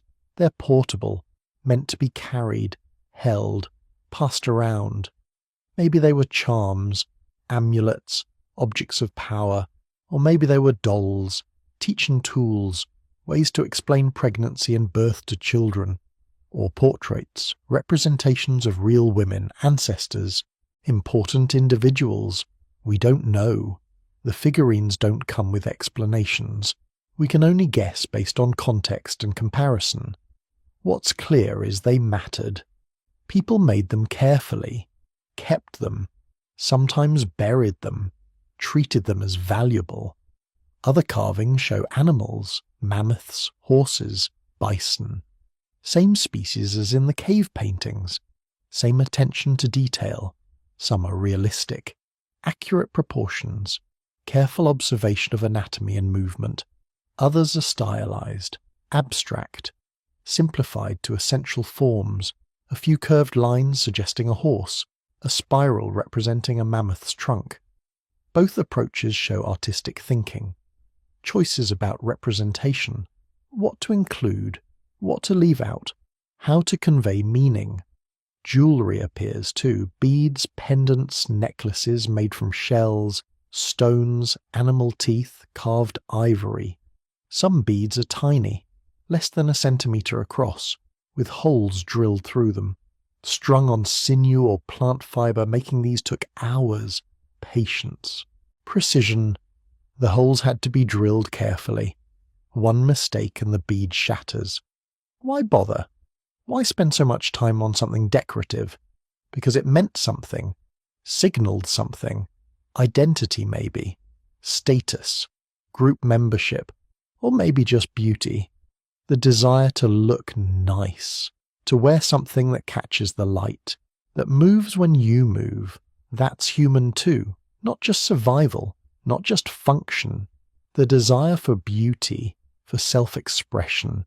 Musical instruments appear, flutes carved from bird bones, hollow tubes with holes drilled along the side. 5 or 6 holes, enough to play different notes. Some have been reconstructed, played by modern musicians. They work, produce clear tones, a pentatonic scale, ancient music. What did they play? Melodies, rhythms, accompaniment for singing? We'll never know. Music doesn't preserve. Only the instruments remain. But their existence proves Ice Age humans made music, created sound for its own sake, not communication, not warning. Calls, but music. Art in another form. All of this appears relatively suddenly, around 40,000 years ago, maybe a bit earlier.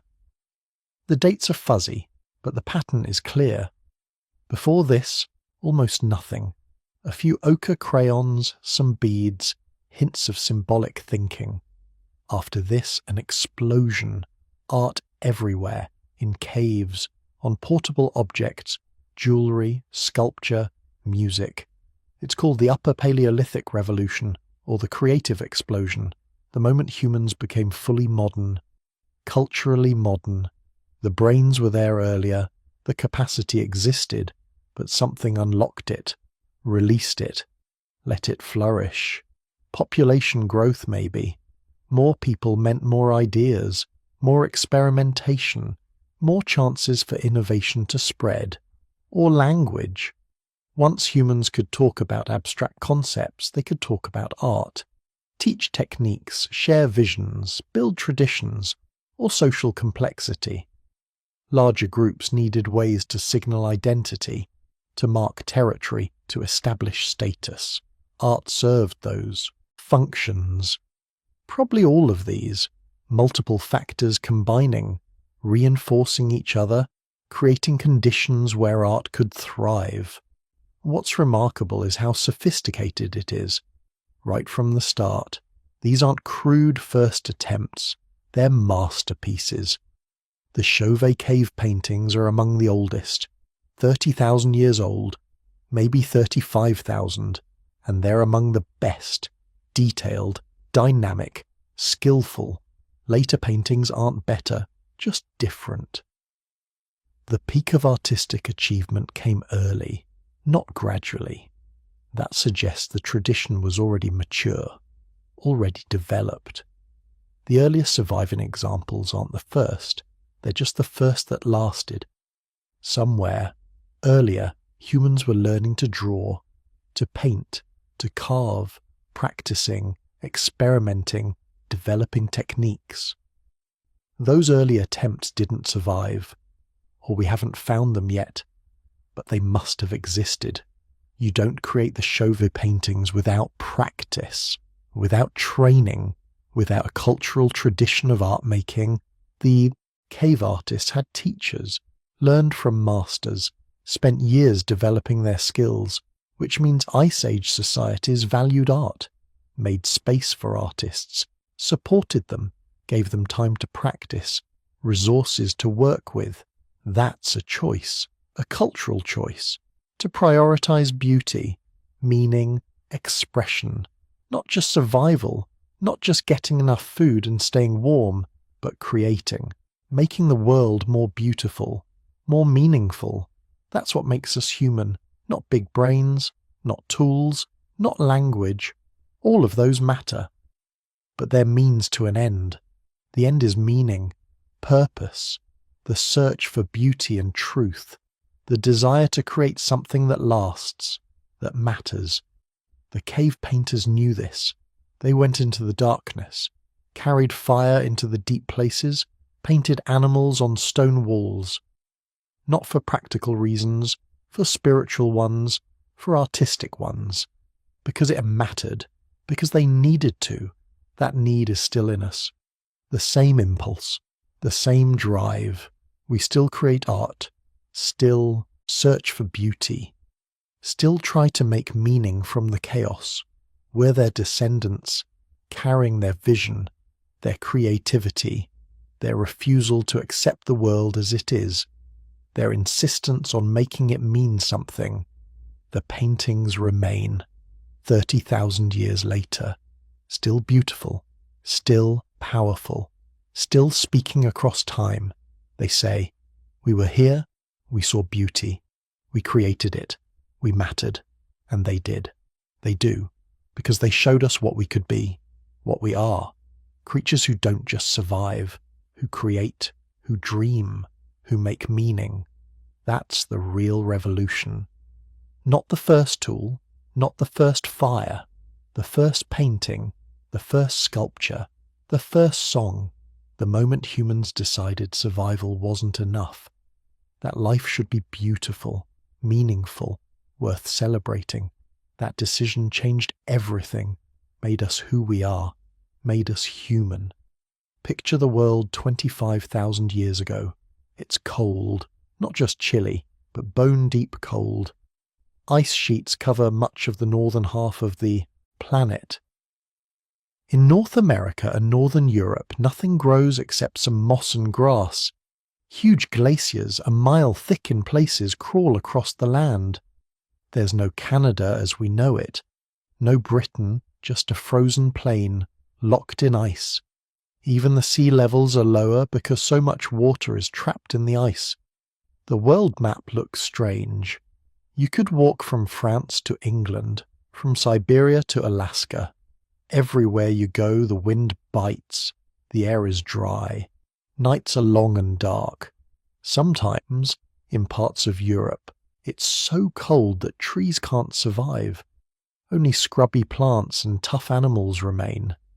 This is the last great ice age, sometimes called the last glacial maximum. It peaked about 20,000 years ago, but really, it lasted tens of thousands of years. Now think about what it meant to live back then. Imagine trying to survive in a world where winter never really ends. You'd need thick clothes, made from animal hides. You'd need fire every night, shelter that could stand up to snow, and wind. Food is a daily challenge. You can't farm. There's a wheat or corn. Everything you eat is what you can hunt, fish, or gather. Mammoths still roam in herds. Woolly rhinos shamble across the steppe. There are giant deer with huge antlers, cave bears, cave lions, and packs of dire wolves. Reindeer are everywhere, but the cold keeps you moving. If you stay in one place too long, you'll run out of food or freeze. So people travel in groups, following the herds, sheltering in caves or building simple huts from bones and hides. It's easy to think of the Ice Age as endless hardship. But here's the thing. Humans didn't just survive it. They adapted. They found ways to turn the cold to their advantage. They didn't just huddle in caves hoping for better weather. They created new tools, new strategies, and new ways to live. Let's look at the evidence. Archaeologists have found remains of Ice Age camps all across Europe and Asia. Sometimes it's just a scatter of stone tools and animal bones. Other times it's more elaborate, rings of mammoth bones, fire pits, piles of flint flakes. In Eastern Europe, some shelters were built from the bones of mammoths. People stacked the giant bones into circles, then covered them with hides. It was like building a house out of the leftovers from a feast. These bone huts were sturdy, insulated, and could last for years. In Ukraine, at a site called Mezhirish, archaeologists found 4 huts made from over 150 mammoth bones. That's a lot of mammoths. The huts are arranged in a circle, with hearths in the middle for warmth. Around the huts there are piles of flint carefully chosen for making tools. Someone even buried a mammoth skull upside down, maybe for a ritual, maybe just for storage. Nobody knows for sure. People used every part of the animals they hunted. Bones became tools and building material. Hides turned into clothes, shoes, tents. Sinew, the tough fibers from muscles, was used as thread. Nothing was wasted. This wasn't just about survival. It was about making the best of what you had, and the tools they made show real skill. During the Ice Age, humans invented new kinds of blades and points, sharp, thin, and strong. They shaped flint into long, razor-like flakes. Some points were used as spear tips, others were made to fit into handles or shafts. This is called the blade technology. It's a step up from the old chunky hand axes. The new tools were lighter, faster, more effective for hunting and butchering big animals. Some groups even made needles from bone. Not thick, clumsy needles, but fine ones with tiny eyes for thread. Imagine trying to drill a hole through a sliver of bone without breaking it. That takes patience. And it shows that Ice Age people were sewing, probably making fitted clothes, maybe even boots and mittens. That's a game changer. Proper clothes mean you can survive much colder temperatures. Then there's the hunting technology. Spears were common, but at some point humans invented the atlatl, a spear thrower. It's a simple tool, just a stick with a notch, but it lets you throw a spear farther and harder. Suddenly, hunters could strike from a distance with more power. Some places even show signs of early bows and arrows, not everywhere, but enough to say it was part of the Ice Age toolkit. Let's talk about food. Hunting big animals sounds impressive, but it wasn't easy. Mammoths and bison are dangerous. A single hunt could end in disaster. So people used every trick they knew. Some groups drove herds off cliffs, a risky business but effective if you could pull it off. Others set traps or dug pits. Reindeer were probably a staple because they travelled in large herds and returned to the same places each year. You could predict where they'd be. But hunting wasn't the only way to eat. People gathered plants, roots, berries, and nuts when they could find them. They fished, especially in rivers that didn't freeze all winter. Some sites show evidence of fish traps, simple fences built out of sticks or stones. When fish swam by, they got caught, making for an easy meal. Even in the coldest places, people found ways to store food. Sometimes they dried meat or froze it in the ground. In a way, the Ice Age was nature's refrigerator. If you had a surplus, you could keep it for lean times. Fire was essential, not just for warmth, but for cooking, light, and protection from predators. Archaeologists have found hearths with layers of ash, evidence of repeated fires over years.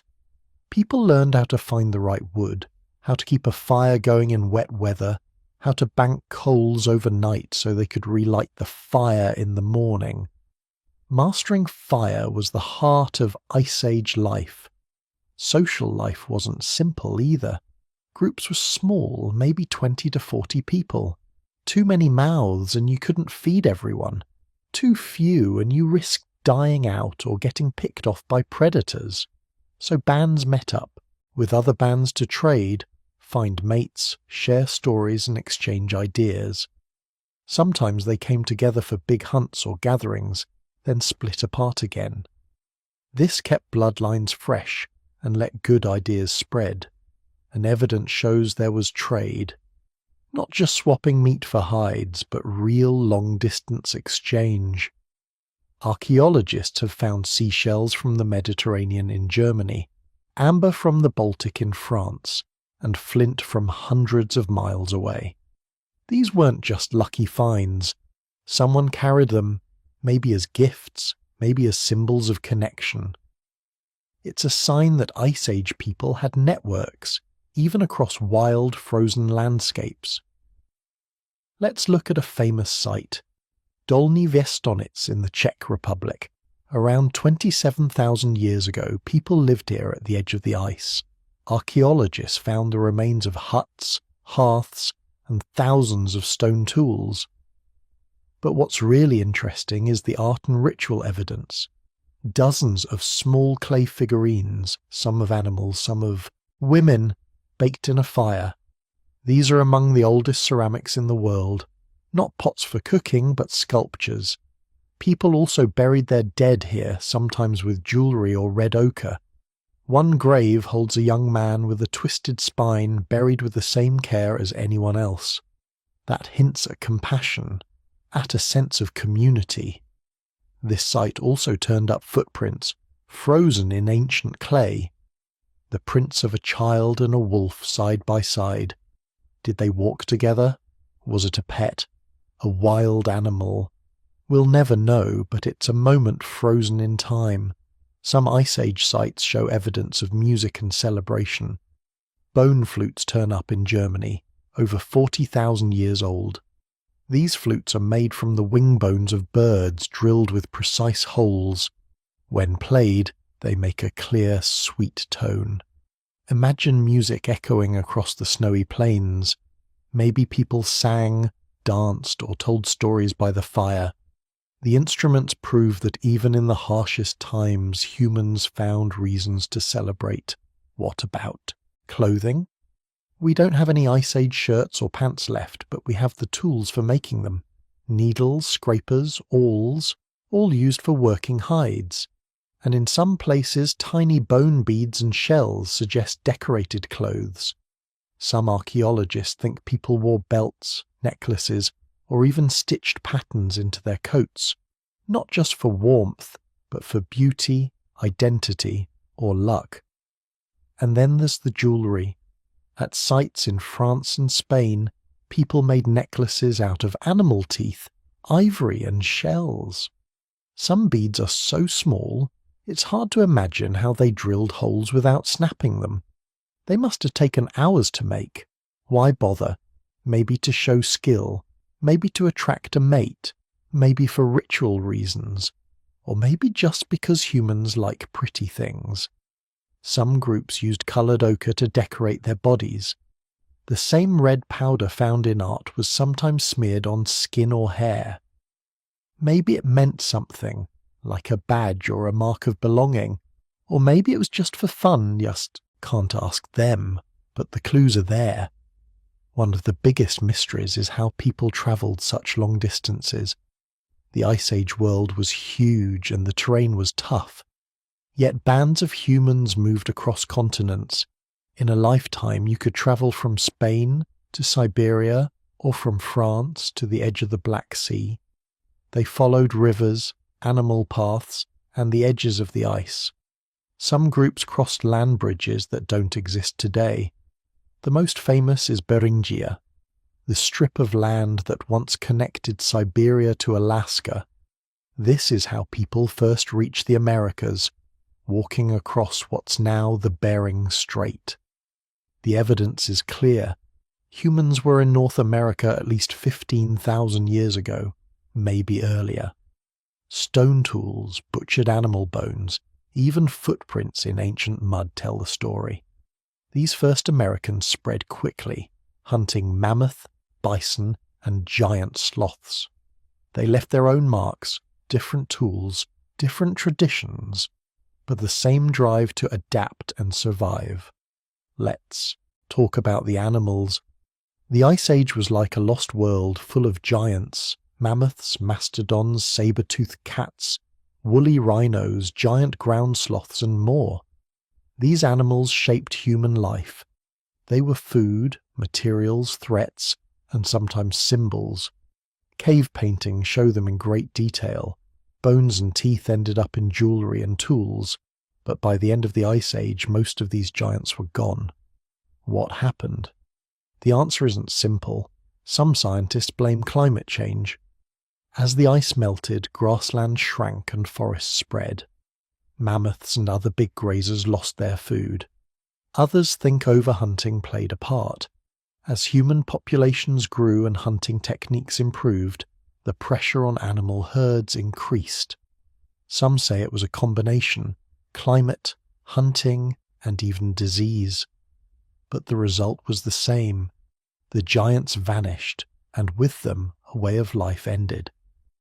But during the Ice Age, these animals were central.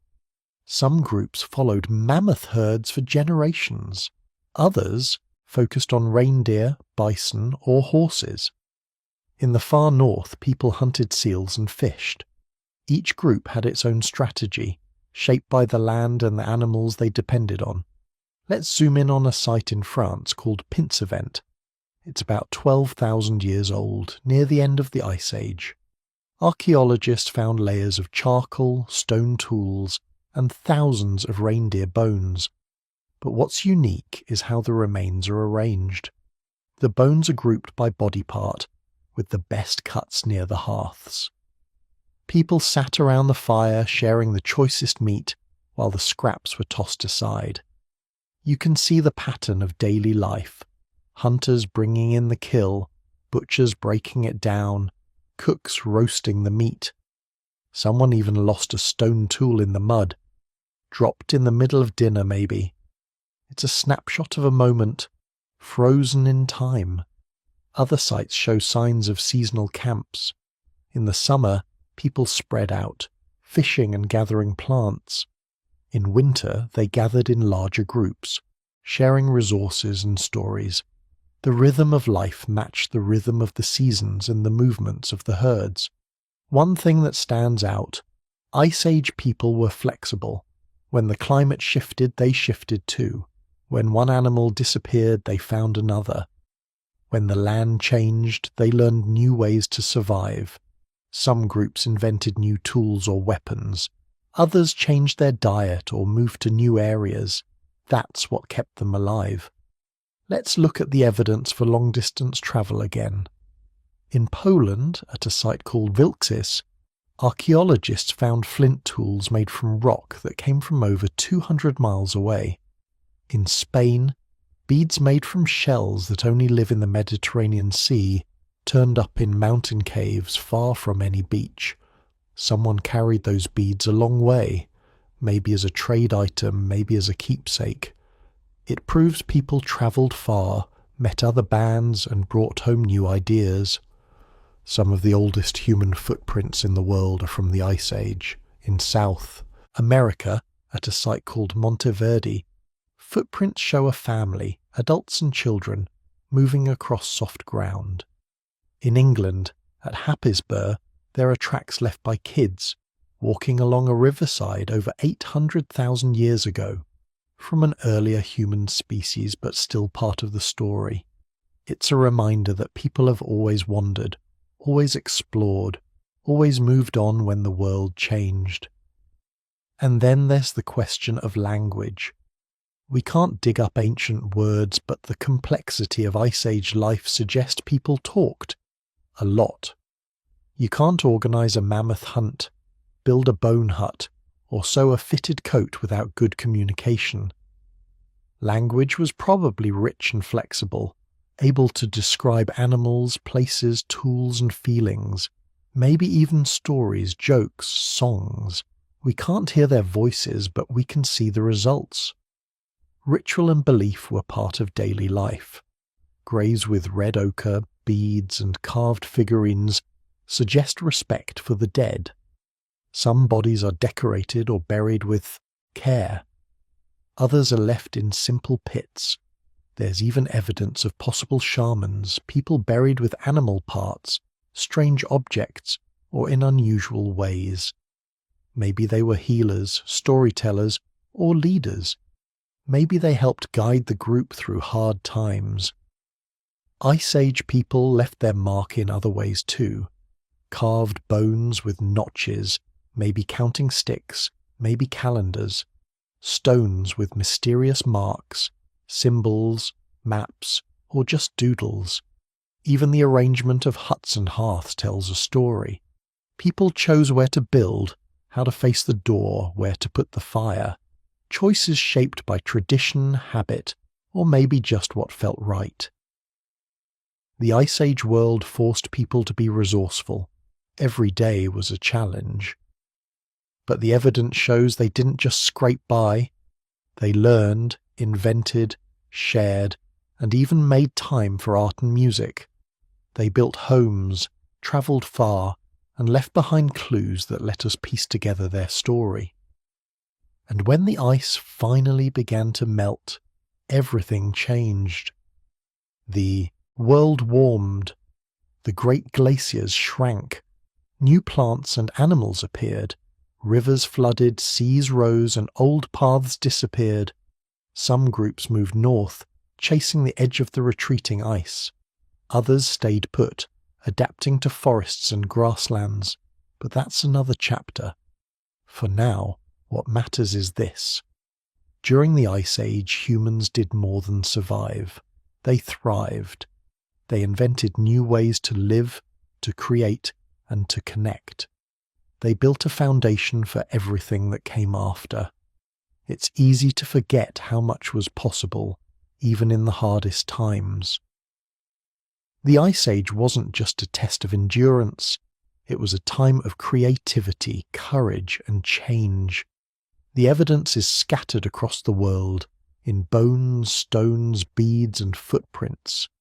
Each piece tells a story of adaptation, hope, and the endless human drive to do more than just survive. And as the ice melted and the world shifted, humans were ready. They'd learned to face the unknown. That spirit, the willingness to adapt, to invent, to dream, carried them into a new age. When people talk about the revolution in early human history, they usually mean the shift to farming. But the word revolution makes it sound fast, like someone flipped a switch. In reality, it was slow. Thousands of years slow. It changed everything, though. The world after famine wasn't just a little different. It became unrecognizable compared to the world before. Let's start with the basics. For most of our time on Earth, people survived by hunting and gathering. That means they moved around looking for wild plants, animals, and fish to eat. They built temporary camps and followed the seasons. But then, something new started to happen. In a few places, people began to settle down. They started planting seeds. At first, it was just a few. Maybe they noticed that seeds dropped near their camps grew into edible plants the next year. Maybe someone tried scattering seeds on purpose. At some point, people realized they could control where and what they grew. The first signs of this shift show up in the Middle East, around 12,000 years ago. Archaeologists found pieces of wild wheat and barley at ancient sites in a region called the Fertile Crescent. This area stretches from modern Iraq and Syria through Turkey and down into Israel and Jordan. The land there was rich. Rivers like the Tigris and Euphrates flooded every year, leaving behind good soil. Wild grains grew thick in the fields. Herds of wild sheep and goats roamed the hills. Here's the thing. Even before true farming, people were already harvesting wild grains. They used stone tools to cut them, then ground the seeds into flour. They learned which plants grew best, when to gather them, and how to store the seeds for later. Over time, they started to help the process along. Maybe they cleared away weeds, or watered their favorite patches. They might have brought seeds from one place to another. Step by step, almost without planning it, humans were changing their environment. It took a long time for real farming to develop. Scientists think it happened in stages. First, pre-domestication cultivation. That's just a fancy way of saying people started to grow wild plants on purpose, but the plants were still basically wild. Over hundreds of years, the best seeds were saved and planted again. Plants that were easier to harvest, or produced bigger seeds, became more common. By the time true domestication happened, the plants had actually changed. Wheat, for example, lost the natural way it spread its seeds. Instead of shattering and dropping the seeds everywhere, the new wheat held on to them. That made harvesting easier for people, but the plant now depended on humans to plant it. Animals changed too. Around the same time people started farming, they began to tame animals. Sheep and goats were probably first. It makes sense. They're small, not too aggressive, and they eat grass. Wild sheep and goats were hunted for meat, but some were kept alive. Maybe at first they were trapped or penned for a while. Over generations, the calmest animals were allowed to breed. Little by little they changed. Wild animals became livestock. Sheep got woollier. Goats got less skittish. Soon people had herds they could manage. Cows and pigs came later. Dogs, though, were probably the very first animal humans tamed. That story goes back even further, maybe 15,000 years or more. But with farming, animal domestication really took off. People now had a steady supply of meat, milk, and hides. They didn't have to chase herds across the land. Food could be raised close to home. Why did this revolution happen? That's the big question. Why did some people give up the old ways and start this new path? No one answer fits every place. It wasn't just about hunger. In fact, early farming was hard. It took more work than hunting and gathering. Fields had to be cleared, planted, and weeded. Crops could fail. Pests and diseases were a risk. If the weather was bad, a whole year's food could be lost. So why do it? Some scientists think the end of the Ice Age played a big role. As the world warmed, forests replaced grasslands in many places. Big herds of animals got harder to find. Wild grains and plants, though, grew well in the new climate. People could gather more food in less space. That made it possible to stay in one area longer. Others suggest it was about population. As more people survived, groups grew larger. It became harder to move everyone around. Settling down meant more hands for planting and harvesting, but also more mouths to feed. Farming could support more people in one place. There's also the idea of feasting. Some archaeologists think early people wanted to show off, to hold big gatherings with lots of food. Farming gave them extra to share at these events. It became a symbol of status and power.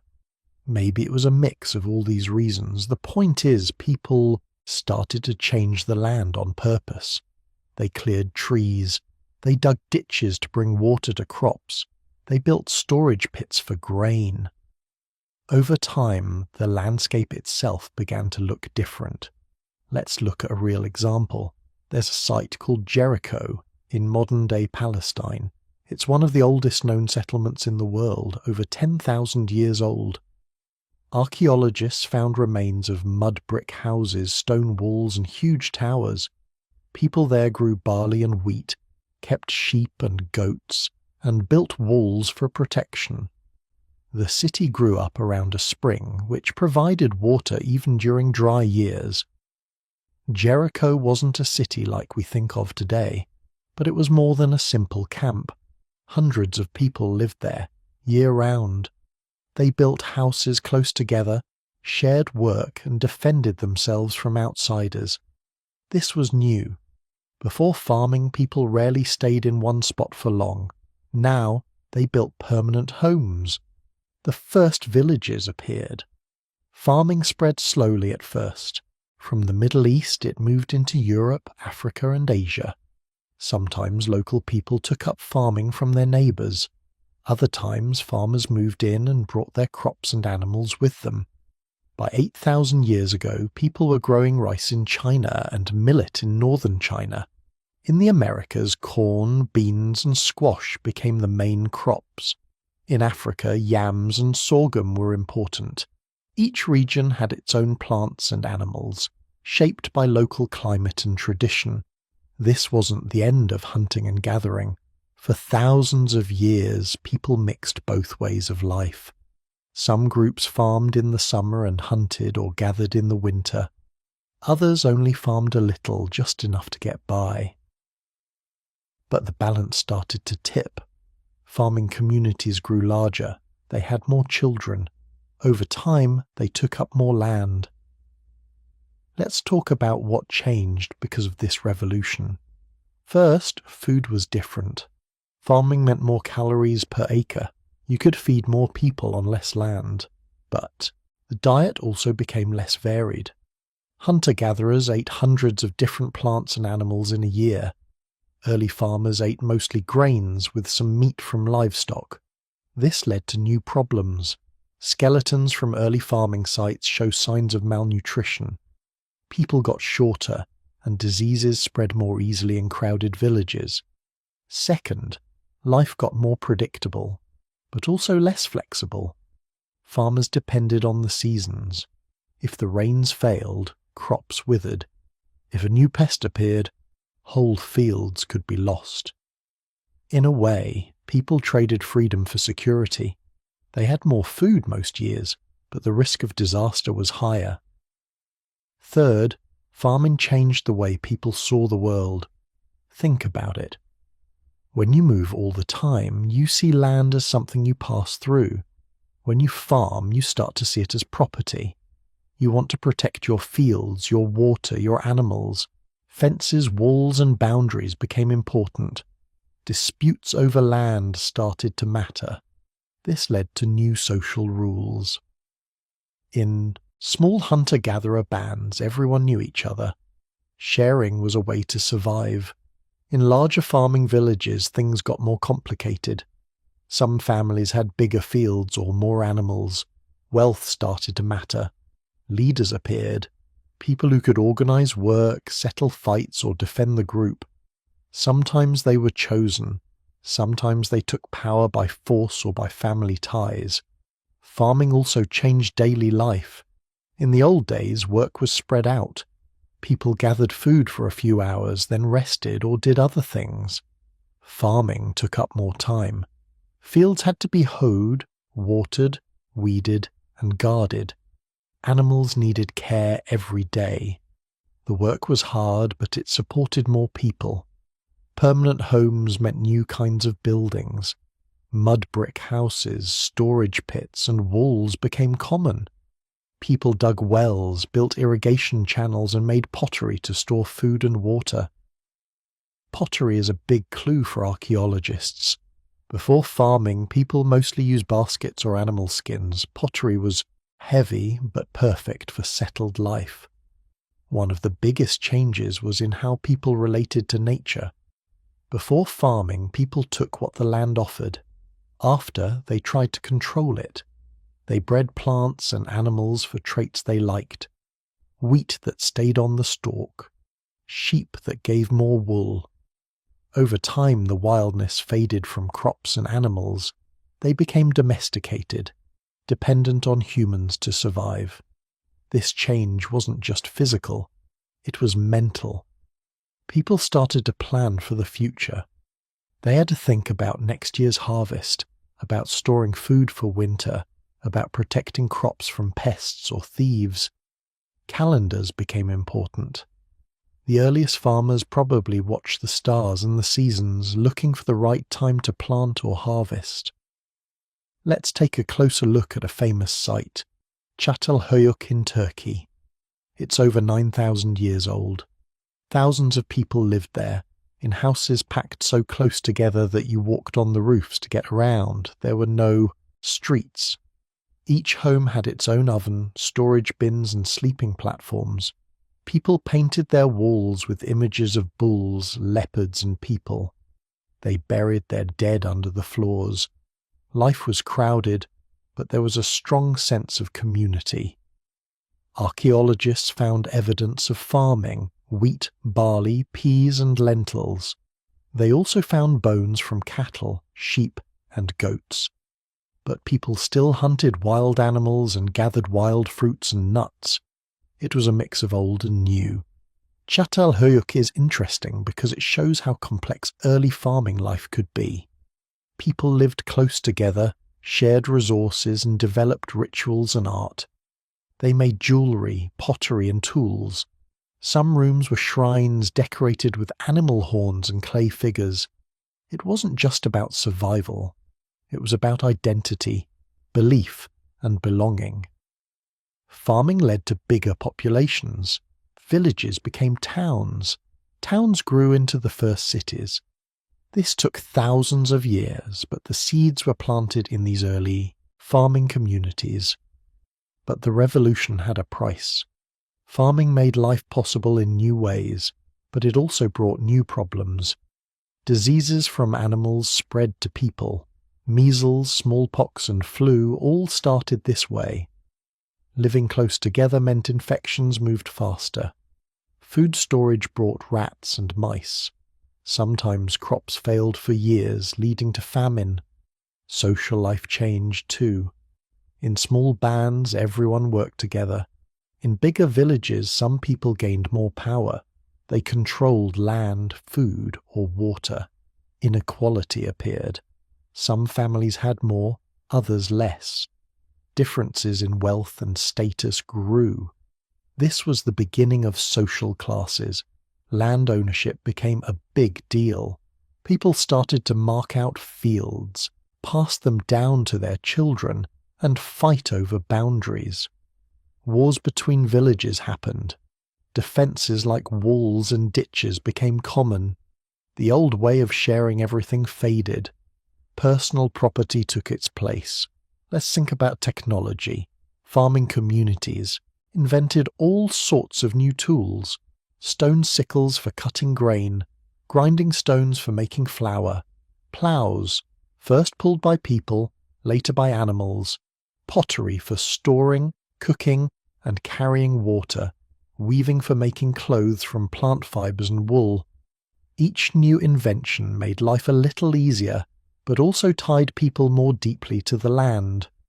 Permanent homes led to new types of construction. People learned to make bricks from mud and straw.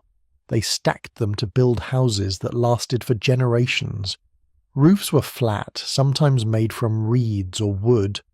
Walls were plastered and sometimes painted.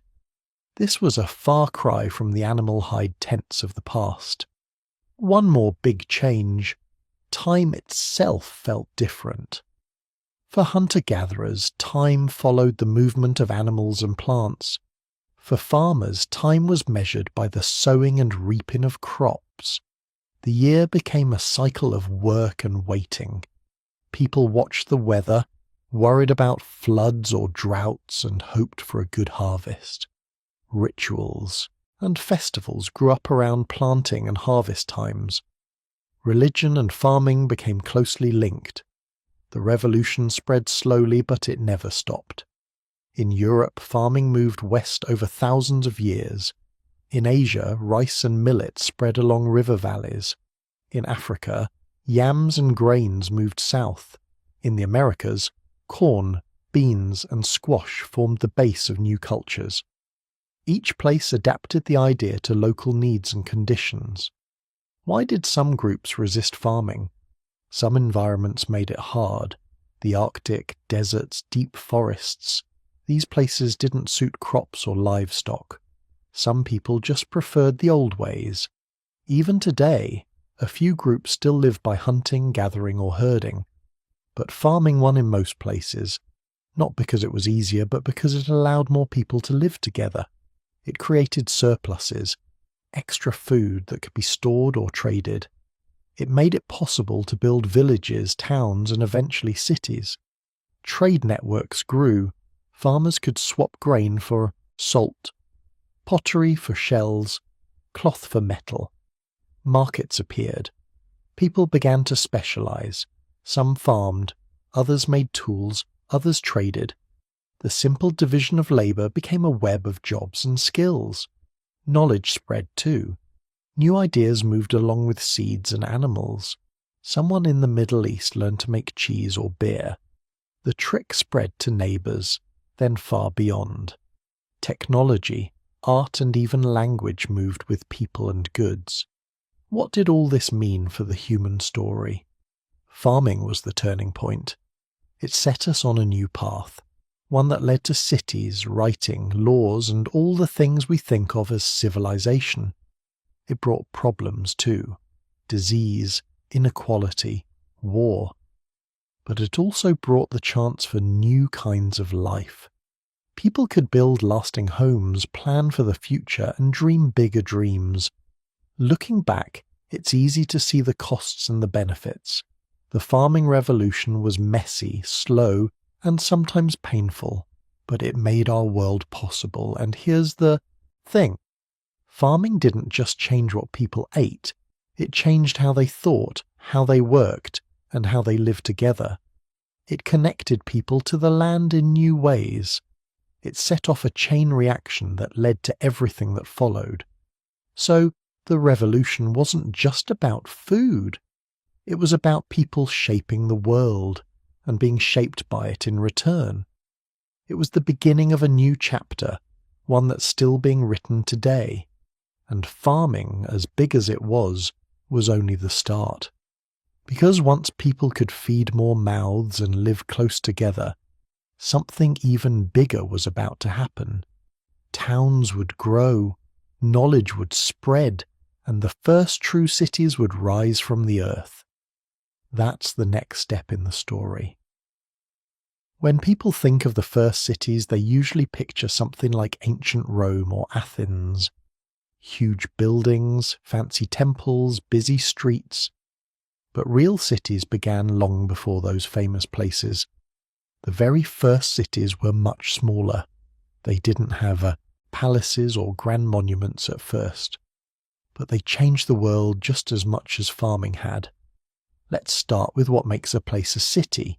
It's not just about size. It's about people living close together in a permanent spot. There's some sort of government, even if it's simple. There are different jobs. Some people farm, others build, trade, or lead.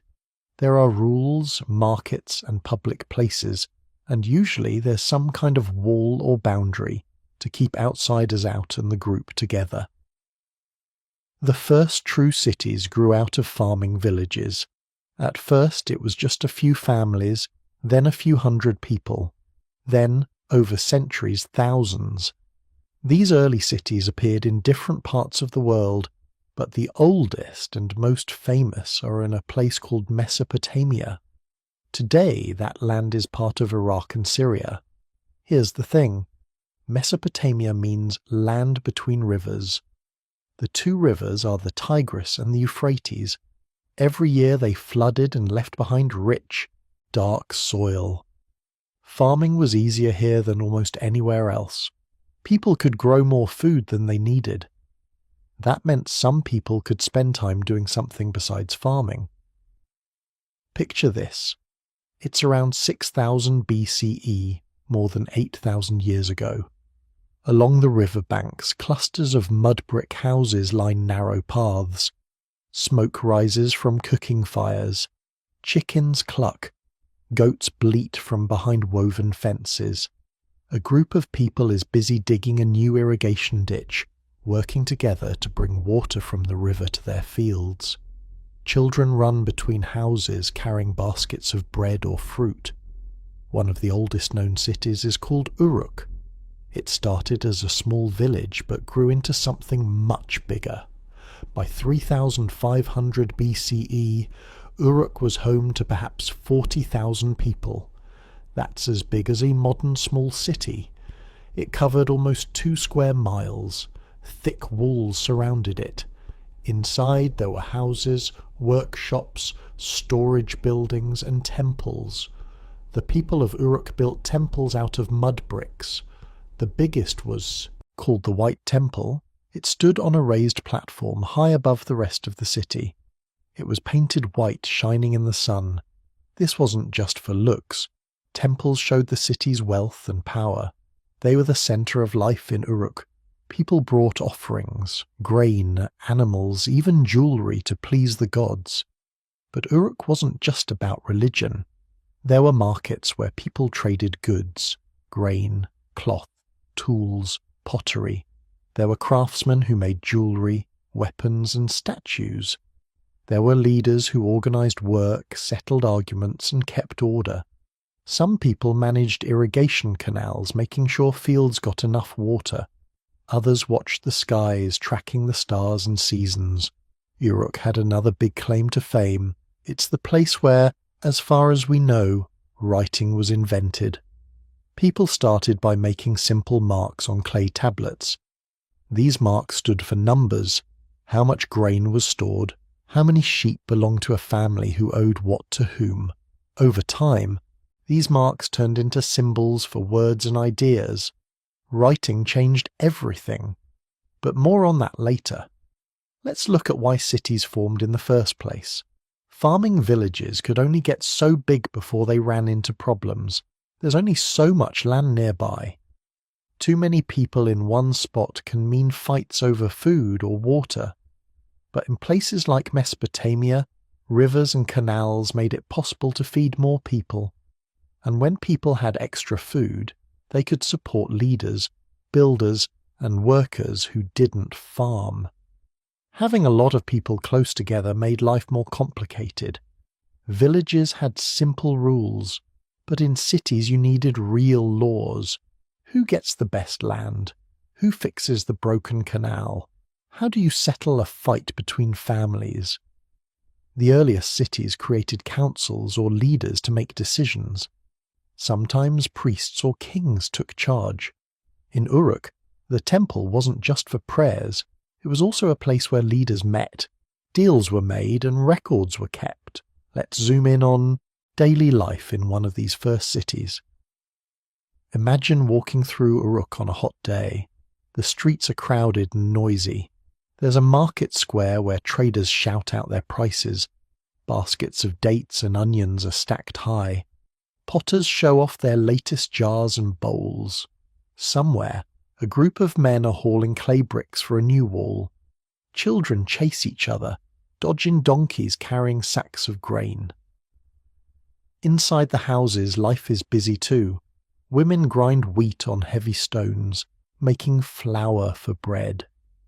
Someone stirs a pot over the fire, mixing lentils and onions.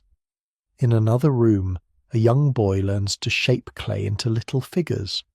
Upstairs, someone weaves cloth on a wooden loom.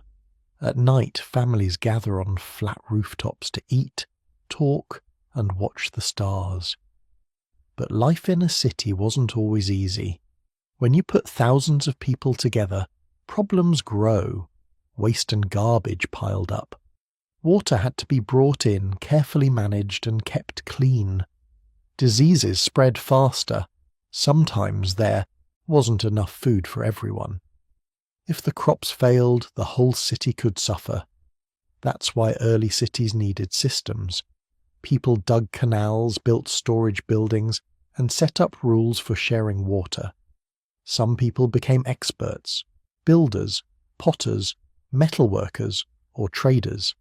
Others became guards or soldiers, protecting the city from attack. Jobs became more specialized. Uruk wasn't the only early city. Let's look at another famous one, Eridu. This city is even older, maybe the oldest of all.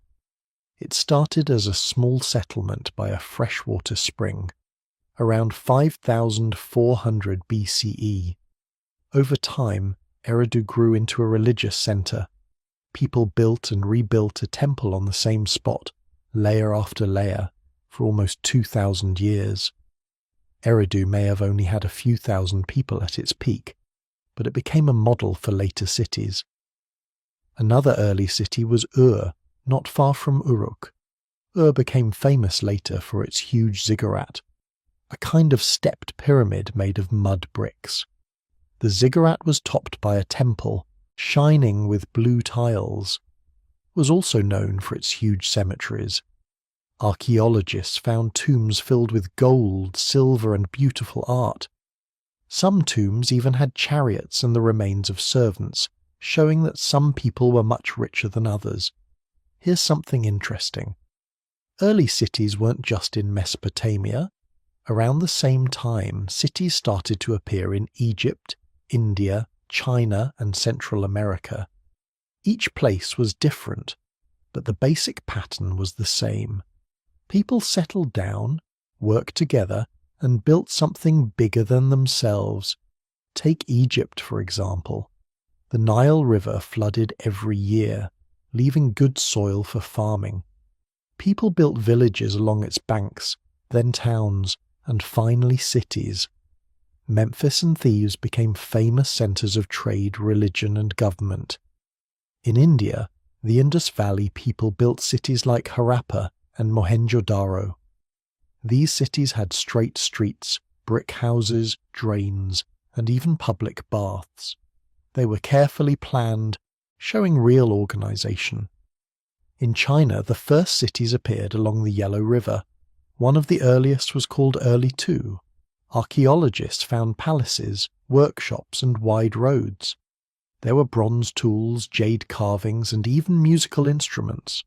In Central America, the Olmecs built cities with huge stone heads and pyramid mounds, surrounded by fields of corn and beans. What did all these first cities have in common? They were built near rivers or lakes, where water was easy to get and the land was fertile. They had some form of government, even if it was just a council of elders. There was trade, both inside and outside the city. Art and religion were important. And there was some kind of social order. Leaders, workers, farmers, craftsmen, and sometimes slaves.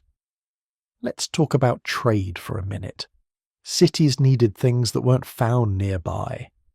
Uruk didn't have much wood or stone, so people traded grain and cloth for timber, copper, and precious stones from far away. Long-distance trade routes appeared. Some traders travelled hundreds of miles, crossing deserts and mountains to bring back goods. In return, they carried new ideas, stories, and technologies. Another thing cities brought was new technology. Pottery improved fast. Potters' wheels made it possible to shape bowls and jars quickly. Kilns baked pottery harder and more evenly. Metalworking became a big deal. People learned to melt copper, then mix it with tin to make bronze. Bronze tools and weapons were stronger and lasted longer than stone or bone. Building also changed. Mud brick houses got bigger and stronger. People learned to make arches and columns. Walls were built to protect against floods or enemies. Some cities had gates, watchtowers, and even moats. The city itself became a kind of machine, a system where every part had a job. Let's look closer at the social side. In small villages, everyone knew each other. In cities, that wasn't possible, so people invented new ways to connect. They formed groups, by job, by neighbourhood, by family. Priests and leaders became more powerful. Some families grew rich and passed their wealth down. Others worked as labourers, craftsmen, or servants. Inequality grew. Some people lived in large houses with courtyards. Others squeezed into small rooms. The gap between rich and poor became obvious. But the city also offered chances. A smart or lucky person could rise in status, become a merchant, a priest, maybe even a leader. Religion was everywhere in early cities.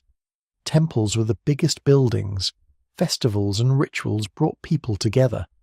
Priests played an important role, keeping the gods happy, predicting floods, and helping with laws. Sometimes rulers claimed they were chosen by the gods. This gave them extra power. Evidence from the ruins tells us a lot. Archaeologists found clay tablets with lists, grain rations, debts, trades. They found jewellery, tools, toys, and even musical instruments. They uncovered huge storage pits filled with wheat and barley. In some tombs, they found gold cups and carved seals used to stamp ownership on goods. One of the most surprising things is how planned these cities were. In the Indus Valley, cities had straight streets set in a grid. There were drains running under the roads, an early sewer system. Public wells gave people clean water. In Mesopotamia, cities grew more chaotically, but still had main roads, courtyards, and special districts for workshops and markets. Let's not forget about defences. Early cities faced real threats: raiders, rival cities, wild animals, and floods. So, people built walls, ditches, and towers. Some cities even had armies, made up of citizens or hired soldiers. Weapons improved, from simple spears and bows to bronze swords and chariots. But not everything was about power and war.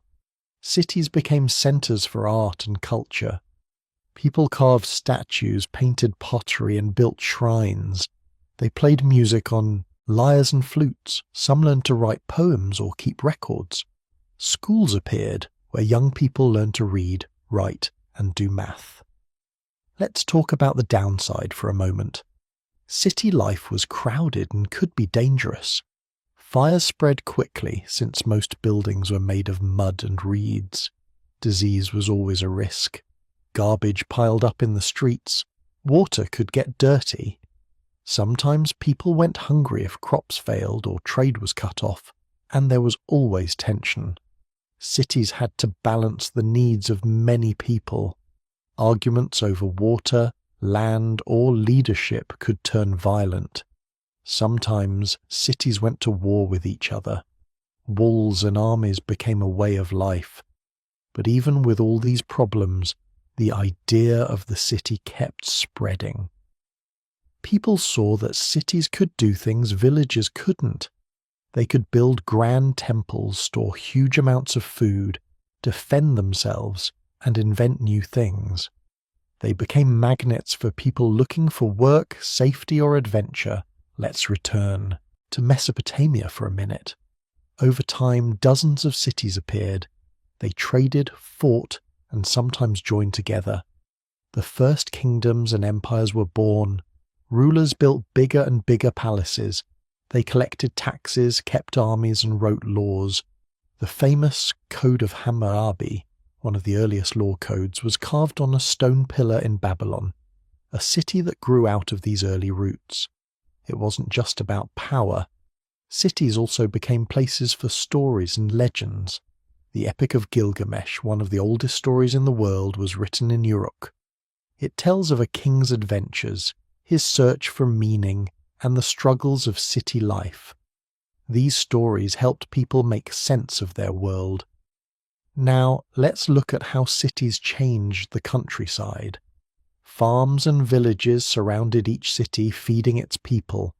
In turn, cities provided markets, tools, and protection. Roads linked cities to each other, creating networks across the land. As cities grew, they pulled in more and more people from the countryside. But not everyone wanted to live in a city. Some people stayed in villages or on farms. Others moved away when life got too hard or crowded. Cities rose and fell. Floods, wars, or bad government could ruin a city. Sometimes whole cities disappeared, buried under sand or mud, and were forgotten for thousands of years. Archaeologists are still finding lost cities. Some are just mounds of earth, hiding bricks and pottery below. Others are buried deep, waiting for the right clues to be uncovered. Every new discovery adds to our picture of those first city dwellers. Let's not forget about the Americas. In what is now Peru, people built Corral, one of the oldest cities in the Americas, around 2600 BCE. Corral had plazas, pyramids, and neighborhoods. Its people grew cotton and traded with neighbors far away. In Mexico, later cultures built huge cities like Teotihuacan, with wide avenues and giant pyramids. In China, the Shang dynasty built walled cities with palaces and temples. Bronze bells and weapons have been found in their ruins. In Africa, people built cities along the Nile in Nubia and later in West Africa. Each place followed its own path, but the pattern was similar. All these cities had something in common. They changed how people lived, worked, and thought. They made it possible to build on ideas, to learn from each other, to organize and plan. They brought new problems, but also new chances. Let's stop for a moment and ask, why did cities matter so much? It's simple. Cities are where people pooled their knowledge, their effort, and their dreams. They became engines for change. In a city, you could learn from strangers, trade for things you'd never seen before, or invent something new. You could be part of something bigger than yourself. Cities also allowed for memory. With writing, laws, and stories kept in temples or palaces, ideas could last longer than any one person. People could look back at records, learn from mistakes, and plan for the future. But not everything was positive. Cities made people more dependent on each other. If the food supply broke down, everyone suffered. If a disease hit, it spread fast. If a leader made bad choices, the whole city could fall. Cities needed cooperation, rules, and sometimes tough decisions. As cities grew, they shaped the world around them. Forests were cleared for farmland. Rivers were dammed and channeled. Animals and plants were bred for city life. People changed the land, and the land changed them in return. And yet, the first cities didn't last forever. Some were destroyed by war or natural disasters. Others faded away as people moved on. But the idea of the city, the place where people come together, build, trade, and dream, never really disappeared. Today, when we look at the ruins of these first cities, we see the start of something huge. These were the places where history began to be recorded, where laws were made, where art and science took root. The story of the city is the story of people learning to live together on a bigger scale. And now, with cities came another leap forward, writing. The first written words, the first laws, the first stories. That's where the next chapter begins. So, cities changed everything. But there's one invention that might have changed us even more. Writing. The idea of putting words, numbers, or symbols onto something. Clay, stone, bone, or even papyrus, so that memories could last. That's one of the biggest leaps in all of human history. It's also one of the strangest when you stop to think about it. Let's start with a simple question. Why did people start writing? Most people today can read and write, or at least they know someone who can. But for almost all of human history, nobody could. If you wanted to remember something, you used your brain. If you wanted to share a story, you spoke it out loud. If you wanted to pass on knowledge, you taught it face to face. Everything depended on memory and word of mouth. Then, something shifted. People started making marks that stood for things.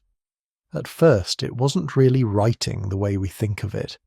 It was more like keeping score, counting goats, tracking grain, recording trades.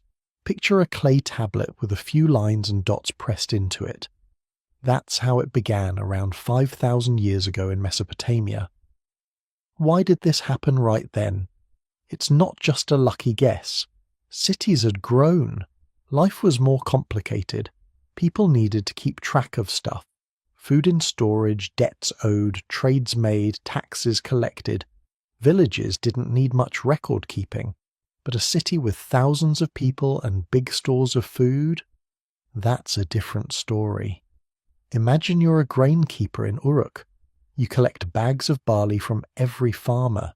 You have to hand out rations to workers, store extra grain for the winter, and make sure nobody is cheating. If you forget who brought what, or who's supposed to get how much, the whole system falls apart. So, you need a way to remember. Here's the thing, memory's amazing, but it's not perfect. People forget, people lie, people die, and their knowledge dies with them. But a clay tablet with marks, now that can last for years, it's not magic, but it feels close. At first these marks were simple, a line for one sheep, a circle for a bag of grain, that's it. But very quickly, things got more complex.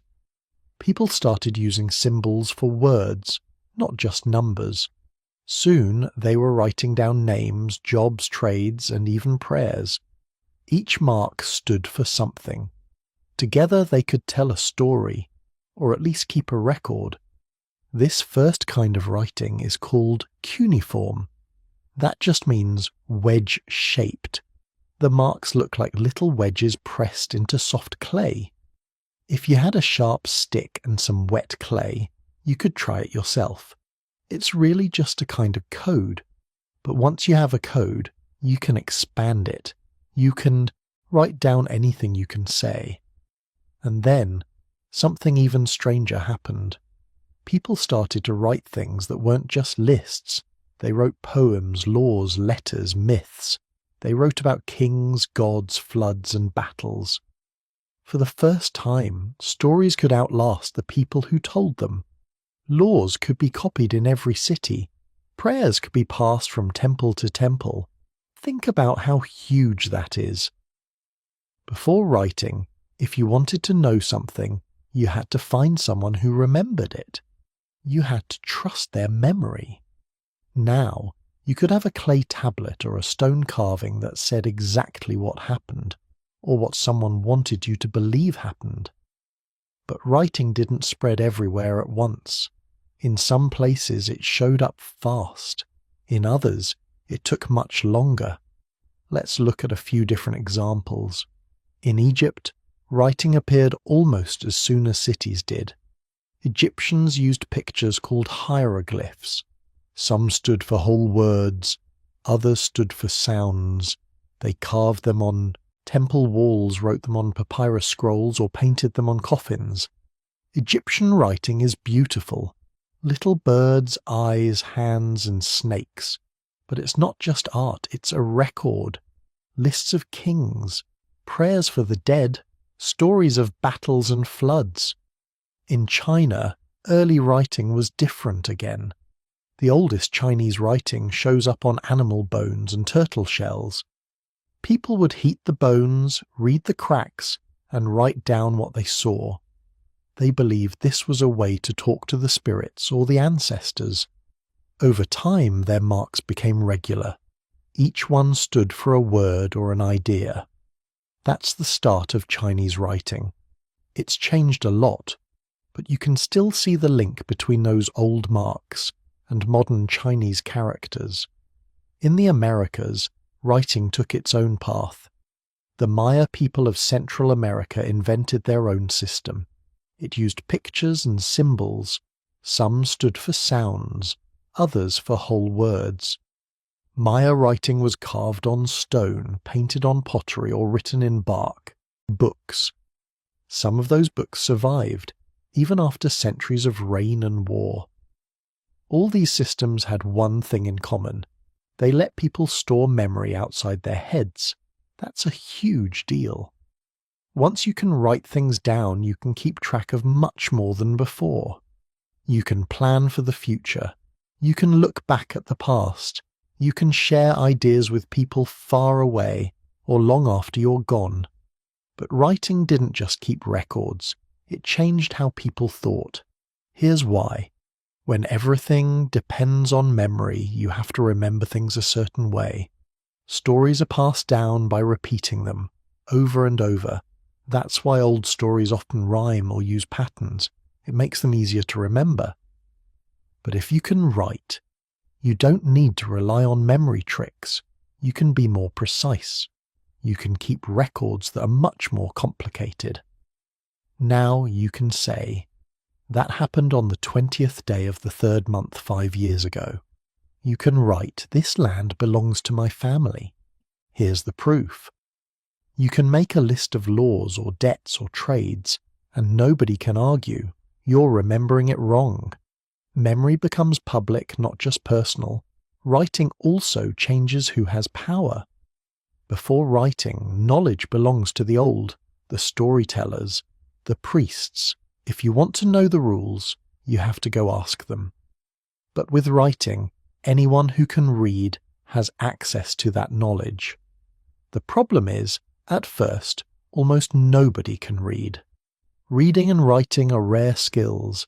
In early cities, only a few people, scribes, learn to write. They become very important. Imagine being a scribe in ancient Mesopotamia. You wake up, wash your hands, and head to the temple school. You spend years learning how to make marks in wet clay. Day after day, you copy lists, animals, plants, goods. You learn the code. You practice again and again until you can write fast and neatly. When you're ready, you get a job for a leader, a trader, or a priest. You're one of the few people who can read the city's history. That's real power. Scribes kept the records that ran the city. Taxes, trades, laws, and stories. They wrote letters between cities. They copied myths and poems. They made sure the memory of the city outlived the people in it. But here's what's wild. Even though writing was one of the most important inventions ever, most people couldn't read or write. For thousands of years, writing was a special skill. Most people lived their lives without ever seeing a written word. Their stories, their memories, their lives, those were still passed down by voice and by heart. So writing didn't replace memory. It just added a new layer to it, a kind of external brain for the city. But that also meant a divide. The things that got written down survived, but the things that didn't, those could disappear forever. Let's look at how writing shapes what we know about the past. When archaeologists dig up a clay tablet, they can read about a trade, a law, a king's victory. But they almost never find stories about ordinary people. It's rare to find a letter from a farmer or a diary from a child. Most writing from ancient times is about leaders, gods, taxes, and rules. The rest is lost. Writing is a filter. It keeps some things, but lets others slip away. Think about your own life. What would happen if someone only judged your world by government records, bank statements, and a few official letters? All the little moments, jokes, games, secrets, dreams, would be missing. That's what happens with history. But even with all its limits, writing made it possible to store more memory than ever before. Cities could keep records for generations. Empires could copy laws and stories across huge distances. People could learn from mistakes made hundreds of years earlier. Here's another thing to think about. Writing isn't just marks on clay or paper. It's a way to organize thought. When you have to write something down, you have to be clear. You can't just ramble. You have to put things in order. You have to make sure someone else can understand, even if they weren't there. That's why writing helped create new kinds of thinking, history, science, philosophy. even math. You could write down ideas, test them, compare them, and argue about them across time and space. Take laws, for example. Before writing, rules were passed down by word of mouth. They might change a little every time someone told them. But when laws are written down, they become fixed. People can check them. They can say, that's not fair, it doesn't match what's written. This makes societies more organized, but also more rigid. Writing also means you can have history, not just stories about long ago, but detailed records. Who ruled? What happened? When? People could look back and try to learn from the past. They could compare rulers, wars, floods, and famines. But here's the strange part. The things that got written down weren't always the most important. Sometimes they were just what a leader wanted remembered. Sometimes only the names of kings and their victories made it onto the tablets or walls. The lives of regular people, the real struggles and joys, they were left out unless someone thought to write them down. That's why we have huge gaps in what we know about ancient cities. We know the names of kings, the amounts of grain collected, the rules of the temple. But we almost never see the world through the eyes of a baker, a child, a servant. Writing saves memory, but only the memory someone thought was worth saving. Let's talk about another side of writing, stories. The first stories ever written down weren't just records or laws, they were epic tales, myths and poems. The Epic of Gilgamesh is one of the oldest we know. It's about a king, his friend, monsters, and the search for meaning. It's full of adventure, sadness, and big questions. Why? Do we die? What makes a good life? These are the same questions people still ask today. Writing made it possible for stories to last. They could be copied, changed, retold, and shared across hundreds of years. People who never met could share the same story, picture the same heroes, and ask the same questions. Writing also let people share ideas over huge distances. Letters could travel from one city to another. Merchants could send lists of goods. Rulers could send orders. Priests could send prayers. This helped link cities together, making trade, politics, and religion even bigger. But there's a cost to this new kind of memory. When stories are written, they become fixed. It's harder to change them, to adapt them to new times. Oral stories, the kind passed by word of mouth, are more flexible. They can change as the world changes. Written stories are more like snapshots. They freeze the ideas of one time, one place. So, writing is both a gift and a limit. It keeps memory alive, but it can also keep it stuck. It helps us remember, but sometimes it makes us forget what wasn't written. Let's step back for a moment and think about what this means for history. Almost everything we know about the world before writing is a guess. Archaeologists can dig up bones, tools, and ruins. They can piece together some clues. But without written records, so much is lost. We don't know the names of most people who ever lived. We don't know what they dreamed, feared, or loved. When writing appears, it's like someone finally turns on the lights. Suddenly we have names, dates, and stories. We can follow the rise and fall of cities. We can see how people changed their world and were changed by it. But even after writing began, most people left no trace. Only a tiny fraction of all the words ever spoken were written down. Only a tiny fraction of what was written has survived. Most clay tablets broke. Most papyrus scrolls rotted away. Most stories vanished. Still, writing changed the game. It made it possible for people to plan, build and organize on a scale never seen before. It made empires possible. It made science, math, and philosophy possible. It let people across the world share ideas, argue, and learn from each other. And at the heart of it, writing is about memory. Not the memory in one person's head, but the memory of a whole society. It's a way to fight against forgetting, to say, this happened, this mattered, remember. Of course, writing isn't perfect. Mistakes get made, stories get twisted, some memories are lost anyway, but it's still the best tool we've ever had for keeping the past alive.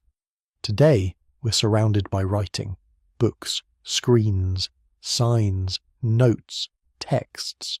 Most of us can't imagine life without it, but for thousands of years people lived and died without ever seeing a word written down. They trusted memory, song, and story. So, the invention of writing isn't just a story about clever marks on clay, it's about the human struggle to remember, to share, to leave something behind. It's about the memories that last and the ones that slip away. And now, as we think about all the stories that were never written down, all the memories that vanished, a new question appears. What did we lose? What stories disappeared forever, lost before they could ever be remembered? So let's get honest for a second. It's easy to think history is just what we read in books, all those dates and names and battles. But really that's only a tiny slice of what's ever happened. Most of what people did, thought and felt, most of it's gone, lost, disappeared before anyone could write it down. Even after writing was invented, only a small number of people could use it. Even then, most things still slipped away. That's the big mystery of history. For every story we know, there are thousands we don't. It's kind of strange when you think about it. We have whole libraries full of books, but they don't even scratch the surface. Imagine a giant iceberg. The bit sticking out of the water is what we know. The rest, hidden below, is what we'll never know. Let's look at what that really means. Picture yourself standing in a huge desert. All around you there are pieces of old pottery, crumbled walls and broken tools. Maybe you find a clay tablet covered in marks. You can read a few lines. 10 jars of oil delivered, paid in grain. That's it. One tiny record from thousands of years ago. But what about the person who made the oil? Or the family who grew the grain? Did they laugh? Did they sing while they worked? Did they love someone? Did they tell stories at night? None of that is written down. It's all missing. We hear about kings and battles, but what about everyday life? How did children play? What jokes did people tell? What dreams did they have? Almost all of that is lost. It's not that people back then were boring or didn't care about these things. They just didn't write them down. Or if they did, those words didn't survive. Think of all the languages people once spoke. Today, there are about 7,000 languages in the world, but that number changes all the time. In the past, there must have been thousands more. Most of them are gone. No recordings, no books, no dictionaries, just vanished. The last speaker dies, and a whole world of words goes with them. Here's something wild. Even big events can disappear if nobody writes them down. We call this the lost history problem. Sometimes whole cities vanish from memory. Sometimes even empires do. Archaeologists dig up a ruined city and realize, wait, there was a whole civilization here. But there are no stories, no names, no records, just walls, bones, and broken pots. Take the city of Cahokia, for example. It was the biggest city in North America 1,000 years ago. It had huge mounds of earth, big enough to rival pyramids. Tens of thousands of people lived there. But nobody wrote down its name. Nobody wrote down its stories. By the time Europeans arrived, Cahokia was empty. The people had moved on or died. The city faded from memory. Only the mounds remained. We don't know what the people called themselves, what they believed, or even why they left. There are places like this all over the world. lost cities in the jungles of Central America, sunken villages under lakes in Africa, sand-covered ruins in the Middle East. Each one was once alive with people, noise, and stories. Now, most of those stories are gone. Sometimes things get lost even when people try to save them. Think about the Library of Alexandria. It was famous for its huge collection of scrolls. Some people say it held all the knowledge of the ancient world. Historians argue about how many scrolls there were. Maybe 40,000, maybe 400,000. But almost none of them survived. Fires, wars, and time destroyed those books. Now we only have a few scraps. We'll never know what was on most of those scrolls. Maybe some were just shopping lists. Maybe some held great poems or new ideas about the stars. It's not just big disasters that erase history. Sometimes it's just time. Most things rot, burn, or get washed away. Papyrus and parchment fall apart. Clay tablets break. Even carvings on stone can fade after thousands of years. The climate matters too. Dry deserts can keep things safe for a long time. Wet forests or rainy places destroy things fast. Let's talk about stories, actual stories people tell. Before writing, stories had to be repeated again and again to survive. If nobody told them, they vanished.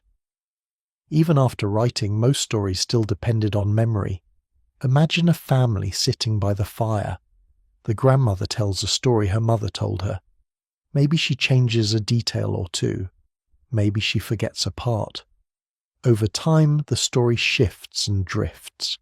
If the family breaks up, or if the next generation moves away, that story may disappear forever. Think about music and songs too. Most music in history was never written down. It was sung, played, or whistled.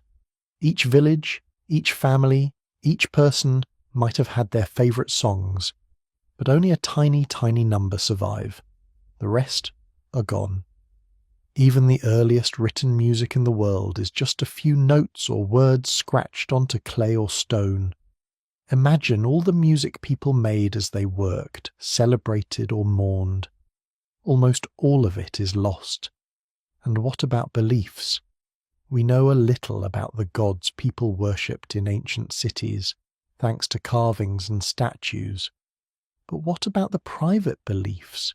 The secret prayers, the hopes whispered in the dark, the little rituals people did at home. Those things rarely got written down. They were too everyday, or maybe too personal. So they vanished, leaving us guessing. The same goes for feelings and emotions. We can read about kings boasting of victories, or priests saying prayers. But what did a mother feel when her child was born? What made people laugh until their sides hurt? What did they fear when storms rolled in? Sometimes we find a letter or poem that gives us a clue, but most of the time, those feelings disappeared without a trace. Here's a question. Why do some things survive, but others don't? Part of it is luck. A story written on stone might last for thousands of years. A story whispered at bedtime might last one night. But there's more to it than luck. People choose what to save. In most ancient societies, the things that got written down were the things leaders, priests, or wealthy people cared about. Taxes, laws, victories, prayers. Not jokes, not gossip, not the dreams of regular people. So, history has a kind of filter. It shows us what powerful people thought was important. The rest slips through the cracks. It's like listening to a radio with lots of static. You catch a few words but miss the full story. Sometimes we get a little lucky. A bundle of letters gets buried in a dry cave. A child's toy falls into a well and is forgotten. A wall painting survives, hidden under new layers of plaster. These things give us tiny windows into lost worlds, but they're rare. Now let's think about oral traditions. Stories told out loud, not written down. Some cultures have kept these going for thousands of years. In Australia, Aboriginal peoples tell stories that go back 10,000 years or more. These stories talk about how the land was formed, when the sea rose, or when big animals roamed the earth. Some of these stories match what scientists have found about the past, but many others have faded or changed. Oral stories can last a long time, but they're fragile. They depend on each new generation learning and repeating them. If a war, disease, or disaster kills off a group, their stories often die with them. Sometimes people are forced to change their language or move away.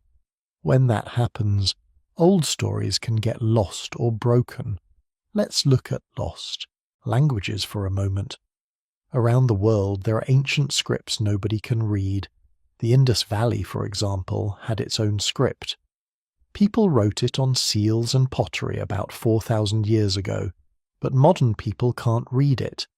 We don't know what most of the symbols mean. There's no Rosetta Stone to help us. The people who spoke and wrote those words are gone.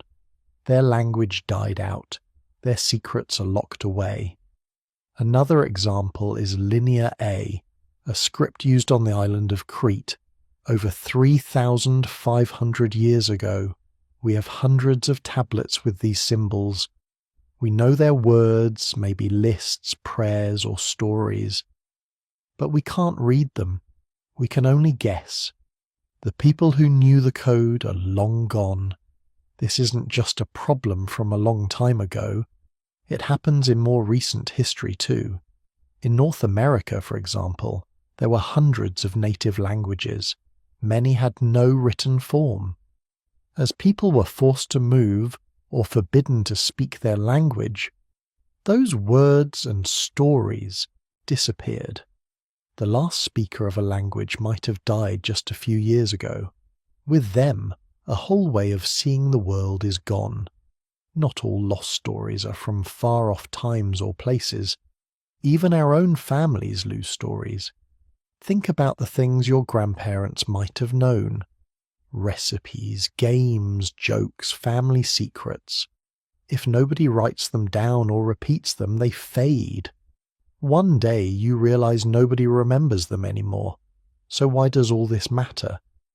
Maybe you're thinking, if we don't know those stories, why worry? But lost stories mean lost knowledge.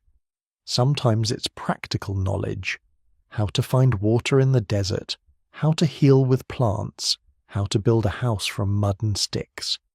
Other times, it's ideas, ways of thinking, ways of seeing the world, ways of solving problems. There are stories about farming, fishing, or making tools that could help us even now. There are old ways of living with the land, working together, or handling trouble that we could learn from. When those stories are gone, we lose not just facts, but wisdom. Lost stories also mean lost voices. If history is only told by the powerful, we miss out on the lives of regular people. We don't hear from the shepherd, the potter, the singer, the child, the dreamer. We only get part of the picture. Sometimes the stories that get lost are the ones that question the rules. Maybe someone once wrote a poem criticizing a king, but it wasn't copied or saved. Maybe someone had a new idea about the stars, but nobody wrote it down. The stories that survive are often the ones that fit the world as it was, not the world as it could be. So history is full of holes. We try to fill them in, but we can never know everything. Archaeologists dig, scientists test, and scholars guess. But most of the time, they're putting together a puzzle with most of the pieces missing. Sometimes, we find new pieces by accident. Someone uncovers an old diary in a wall. A farmer finds a buried statue while ploughing a field. A storm washes up a piece of pottery on the shore. Each new find is a glimpse into a missing world. But even with new discoveries, most stories are gone. That's just the way history works. It's normal to wish we could know more. What was it like to sit around a fire in a lost village? What did people whisper to each other at night? How did they see the world? We can only guess. Sometimes the best we can do is imagine. We look at what's left, the tools, the bones, the ruins. We try to picture the people who used them. We listen for echoes of their stories in the words and songs that survived. Every now and then, a lost story comes back to life. Maybe a language gets translated. Maybe a song is remembered. Maybe a story is pieced together from clues. But for every one that returns, thousands more are gone forever. Still, even lost stories matter. They remind us of how fragile memory is. They show us that every person who ever lived had a story, even if we'll never know it. The world is full of ghosts, not scary ones, but quiet echoes of people who once lived, loved, and dreamed. Maybe that's the real lesson. History isn't just what's written down, it's also what's missing. The gaps, the silences, the things we can't quite reach. We're always looking for answers, but sometimes the questions are just as important. So, next time you read a story from long ago, remember all the ones that didn't survive. Remember the people who left no trace, but who shaped the world in small, quiet ways. Their stories are gone, but their lives still mattered. And even though most things are lost, some pieces do make it through. Sometimes a single story, a scrap of writing, or a broken object can light up the dark. It's not everything, but it's enough to let us wonder, enough to remind us that the past was full of people just as real as we are. But maybe not everything is lost. So, if most of history is lost, what actually remains? What has made it through all those years, all those fires, floods, wars, and quiet afternoons where nobody bothered to write anything down? What do we really have to work with?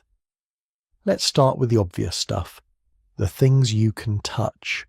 Physical objects. These are the survivors, the lucky few, really. Think about a stone tool from 2 million years ago. Someone shaped it, chipped away at it, held it in their hand.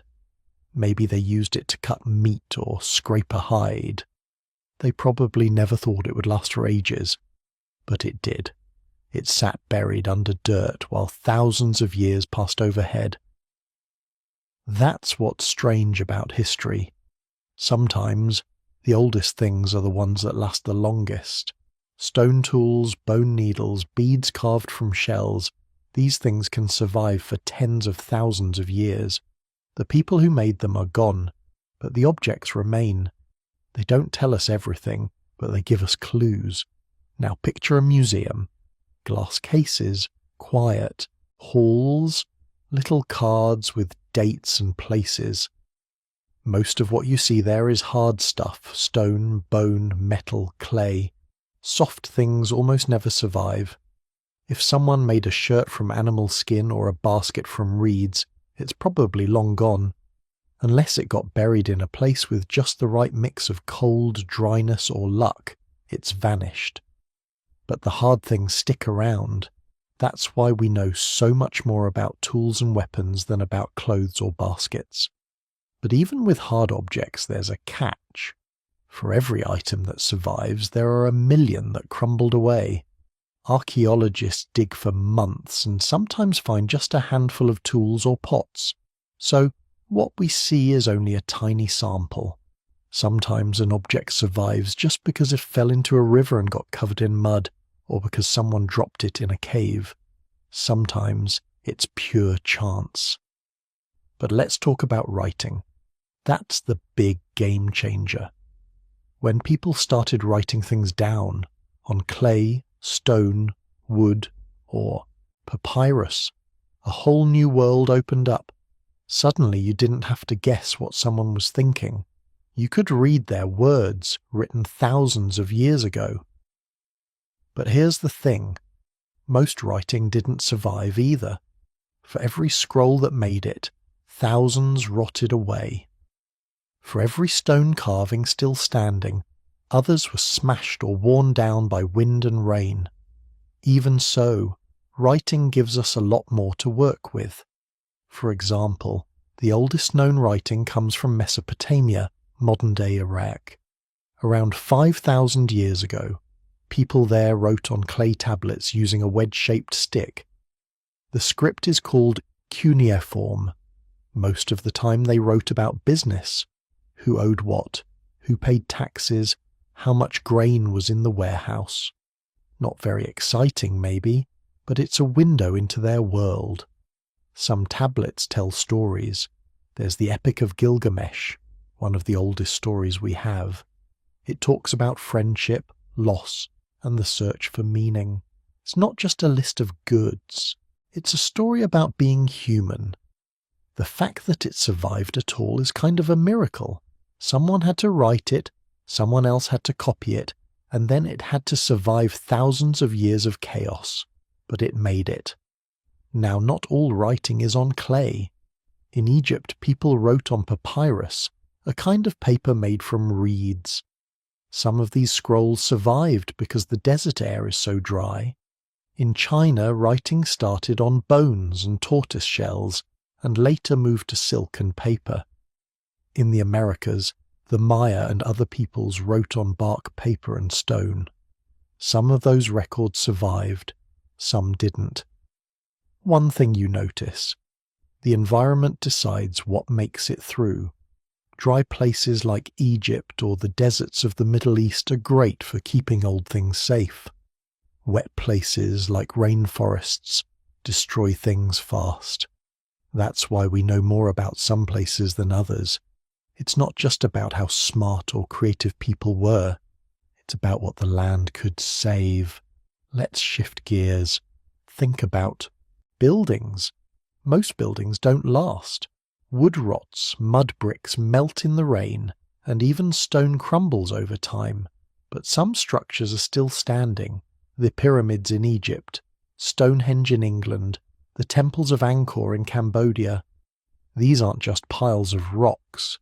They're evidence of people working together, dreaming big and making something meant to last. The Great Pyramid of Giza, for example, has stood for over 4,500 years. That's older than most writing. The stones are huge, some weigh as much as a truck. It took thousands of workers to build it. We don't have every detail about how it was done, but the pyramid itself is proof that it happened. Sometimes ruins survive even when the people are gone. In Central America you can walk through Maya cities, where trees grow through old temples. In Turkey there's a site called Göbekli Tepe that's over 11,000 years old. It has huge stone pillars covered with carvings. Nobody knows for sure what the site was used for, but the stones are still there, outlasting the people who built them by thousands of years. And then there's art. Sometimes ancient art survives in the most unlikely places. Deep in caves in France and Spain, you'll find paintings of animals, bison, horses, mammoths, drawn by people over 15,000 years ago. The caves are dark and hard to reach, but the images inside are vivid. Someone stood there with a torch, grinding up minerals for paint, and drew what they saw or imagined. Their names are gone, but their art remains. It's a message from the deep past. Cave paintings aren't the only art that survived. Carvings on stone, small figures made from clay or bone, beads and jewellery, all of these show that people cared about beauty and meaning. Sometimes the art is simple, a few lines scratched onto a rock. Sometimes it's detailed and full of life. Even without words, these pieces tell us something important. People wanted to leave a mark. Music is harder. Almost all ancient music is gone except for a few clues. But sometimes the instruments survive. Archaeologists have found bone flutes from over 40,000 years ago. Imagine someone sitting by a fire, playing a simple tune on a flute made from a bird's wing bone. The song is lost, but the instrument is real. It says, "We made music, we felt joy, we wanted to create." And what about stories? Most stories, as we said, were never written down, but some did survive, passed from person to person across hundreds of generations. In Australia, some Aboriginal stories tell of events that happened 10,000 years ago, like the flooding of the coastline after the last ice age. These stories don't survive as objects, but as living memories handed down by word of mouth. In some cases, scientists have checked the details and found they match real events from the distant past. Language itself can survive too, though it's rare. Some languages have changed very little in thousands of years. Icelandic, for example, is still close to the way Vikings spoke 1,000 years ago. Sanskrit in India has kept many of its old words and sounds. Hebrew was brought back to life after being forgotten as a spoken language for almost 2,000 years.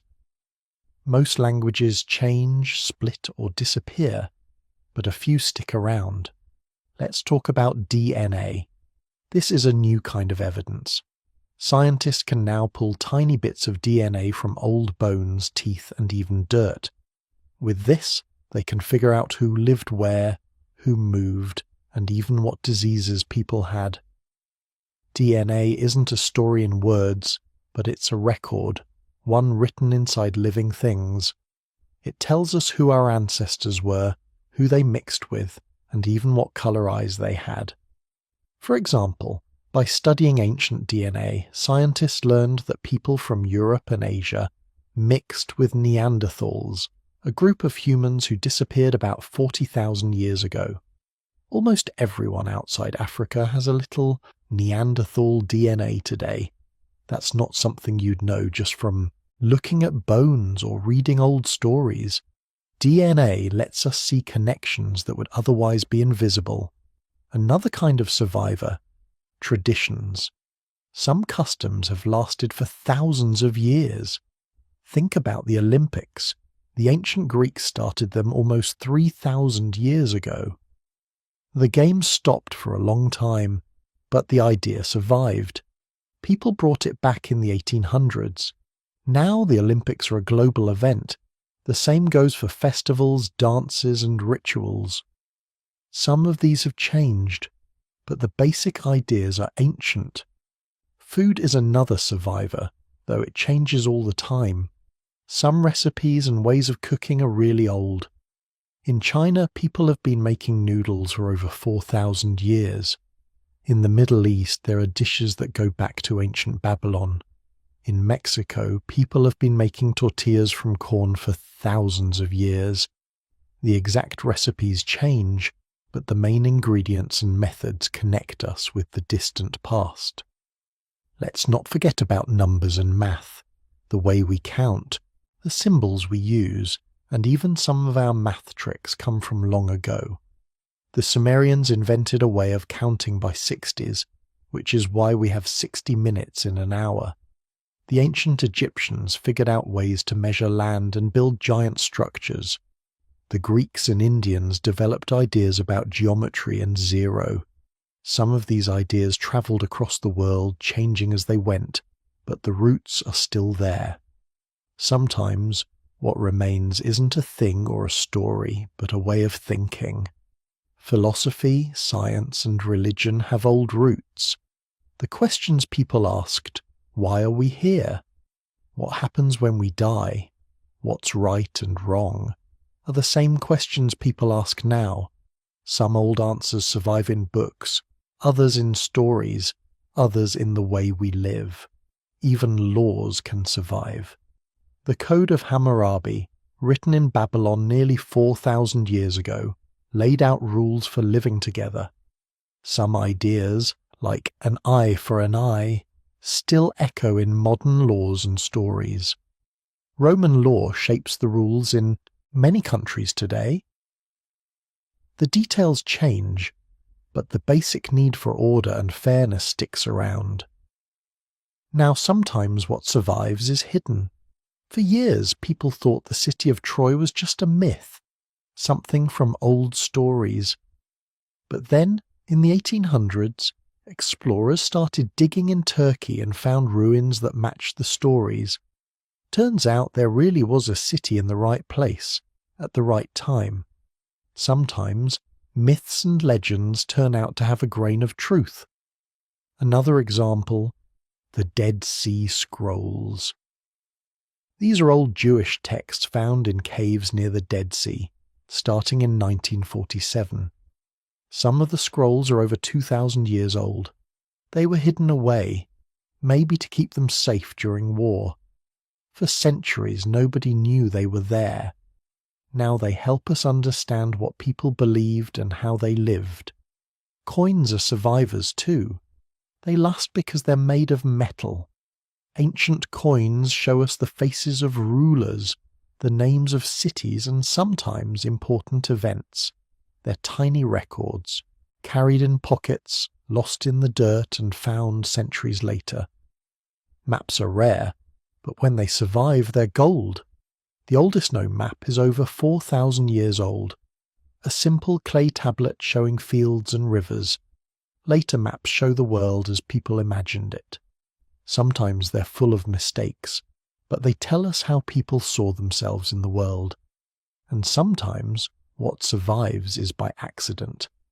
A volcano erupts, covering a city in ash, and suddenly everything is frozen in time. That's what happened in Pompeii, Italy, in the year 79. The lava and ash buried houses, streets, even food on tables. Centuries later, people digging in the ground found the city almost as it was on the day of the eruption.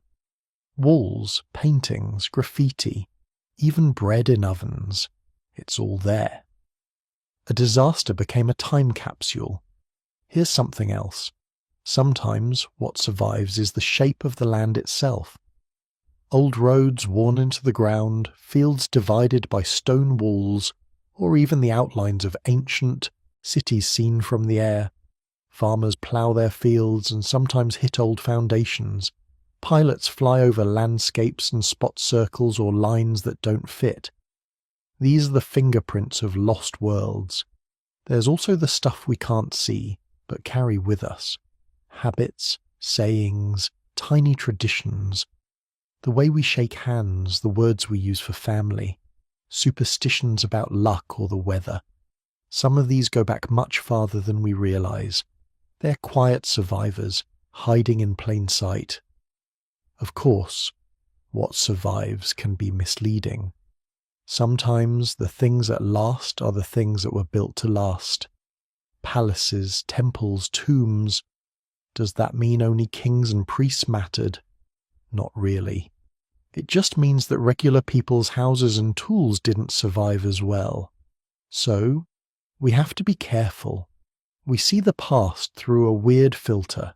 Some things stand out, others get lost. But even with all these limits, what remains is still amazing. We can hold a stone tool made by someone who lived 50,000 years ago. We can read a poem from ancient Greece and feel a moment of connection. We can walk through old ruins and imagine the noise, the smells, the lives that filled those spaces.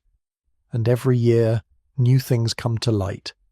Someone digs a new site, cleans off an old painting, or finds a lost diary in an attic. Each discovery adds another piece to the puzzle. The picture is never complete, but it gets clearer. So, what remains?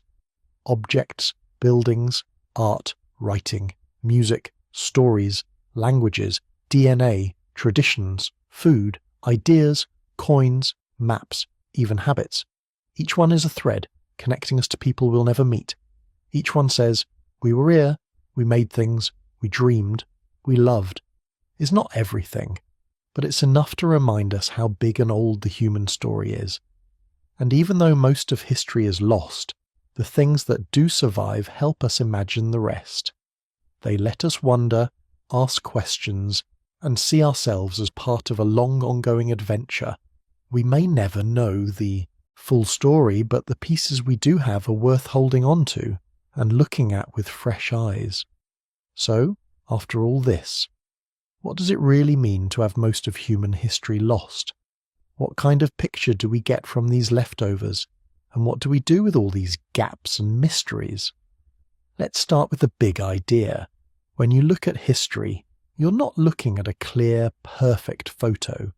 It's more like a jigsaw puzzle with most of the pieces missing. Some pieces are bright and detailed. A clay tablet here, a painted cave there. Other parts are just empty space. We'll never see the whole picture no matter how hard we try. But that doesn't mean it's pointless to look. If anything, the missing parts are part of what makes history so fascinating. Every object, every old story, every scrap that survives, it's a clue, it's a starting point. We use these to build our best guess about what happened.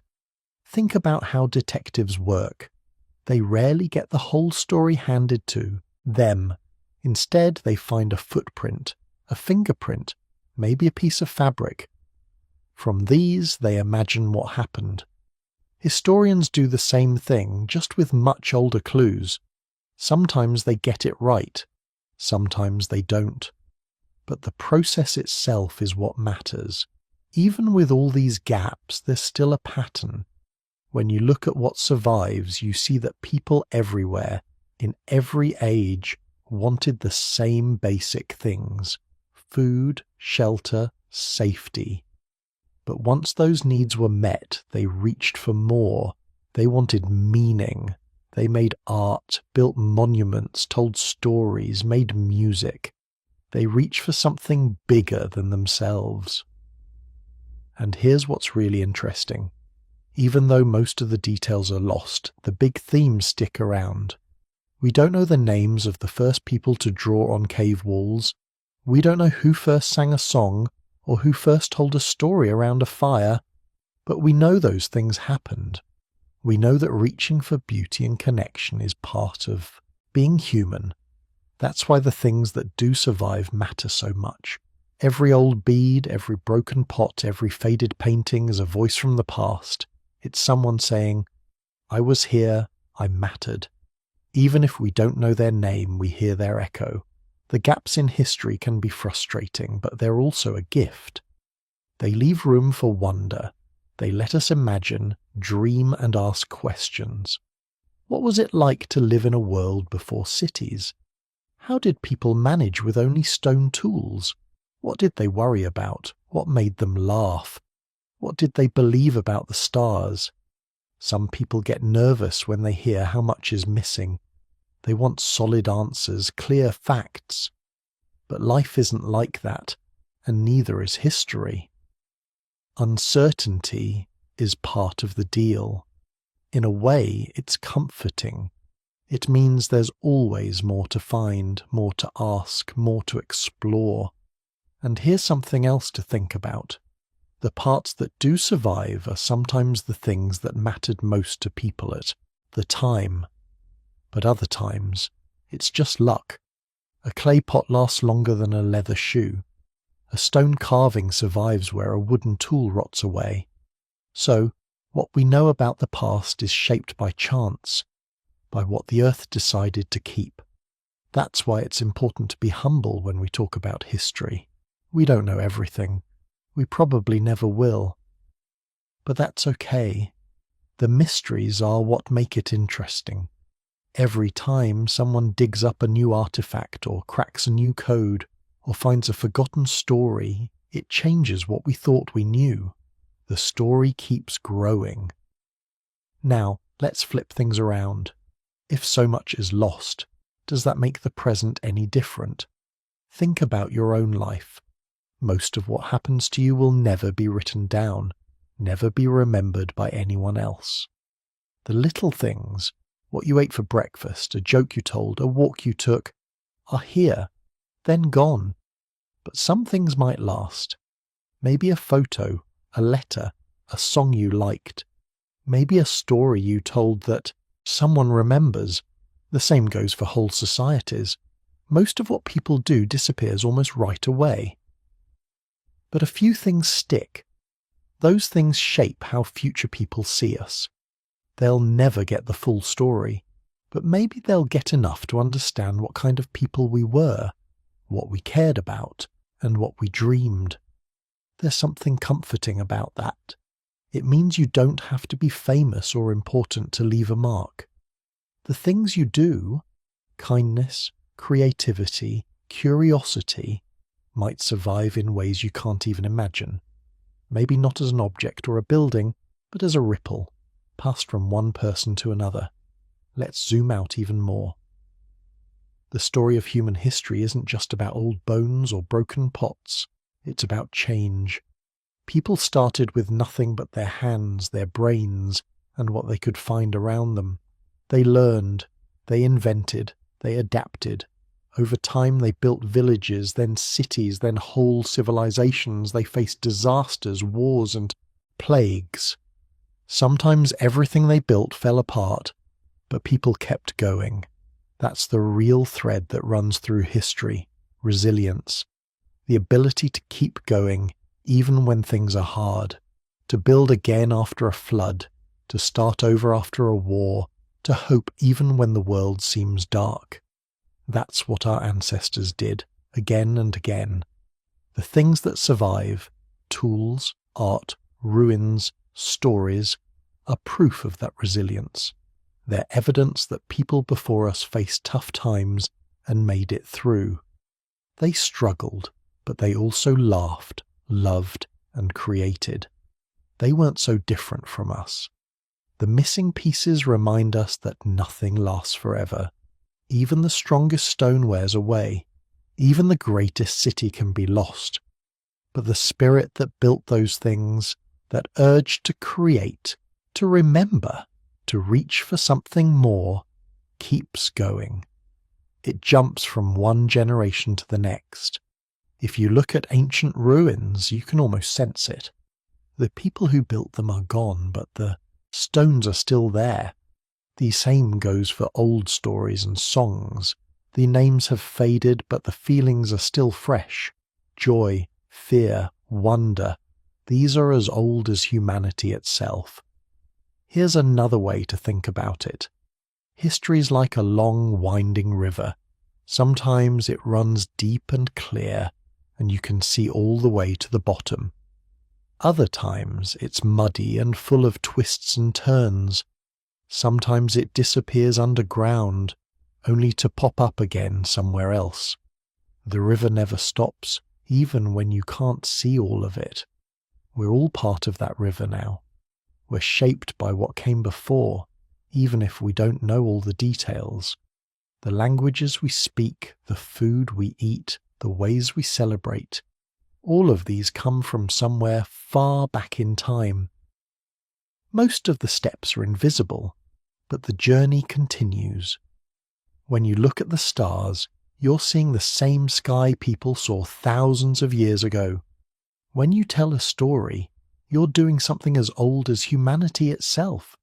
There's a comfort in that, a sense of connection that stretches across time. So what should we do with all these gaps and mysteries? Should we try to fill them? Should we accept that some things will always be unknown? Maybe the answer is both. We can search, dig, and wonder. We can also accept that some mysteries are part of what makes life interesting. They leave space for imagination. It's easy to wish for perfect answers, to want a clear record of everything that ever happened, but maybe it's better this way. The unknowns give us room to dream, to tell stories, and to find our own meaning in the past. Sometimes not knowing is the best part. It's what draws us in, keeps us asking questions, keeps us curious. The search itself is part of being human. When you walk through a museum, or read an old story, or see a photo of an ancient ruin, remember this. Most of what happened is gone, but what's left is enough to remind us how far we've come and how much we share with the people who came before us. And every day, new clues show up. Someone finds an old grave, a lost city, a story written in a forgotten script. Each new discovery changes the way we see ourselves.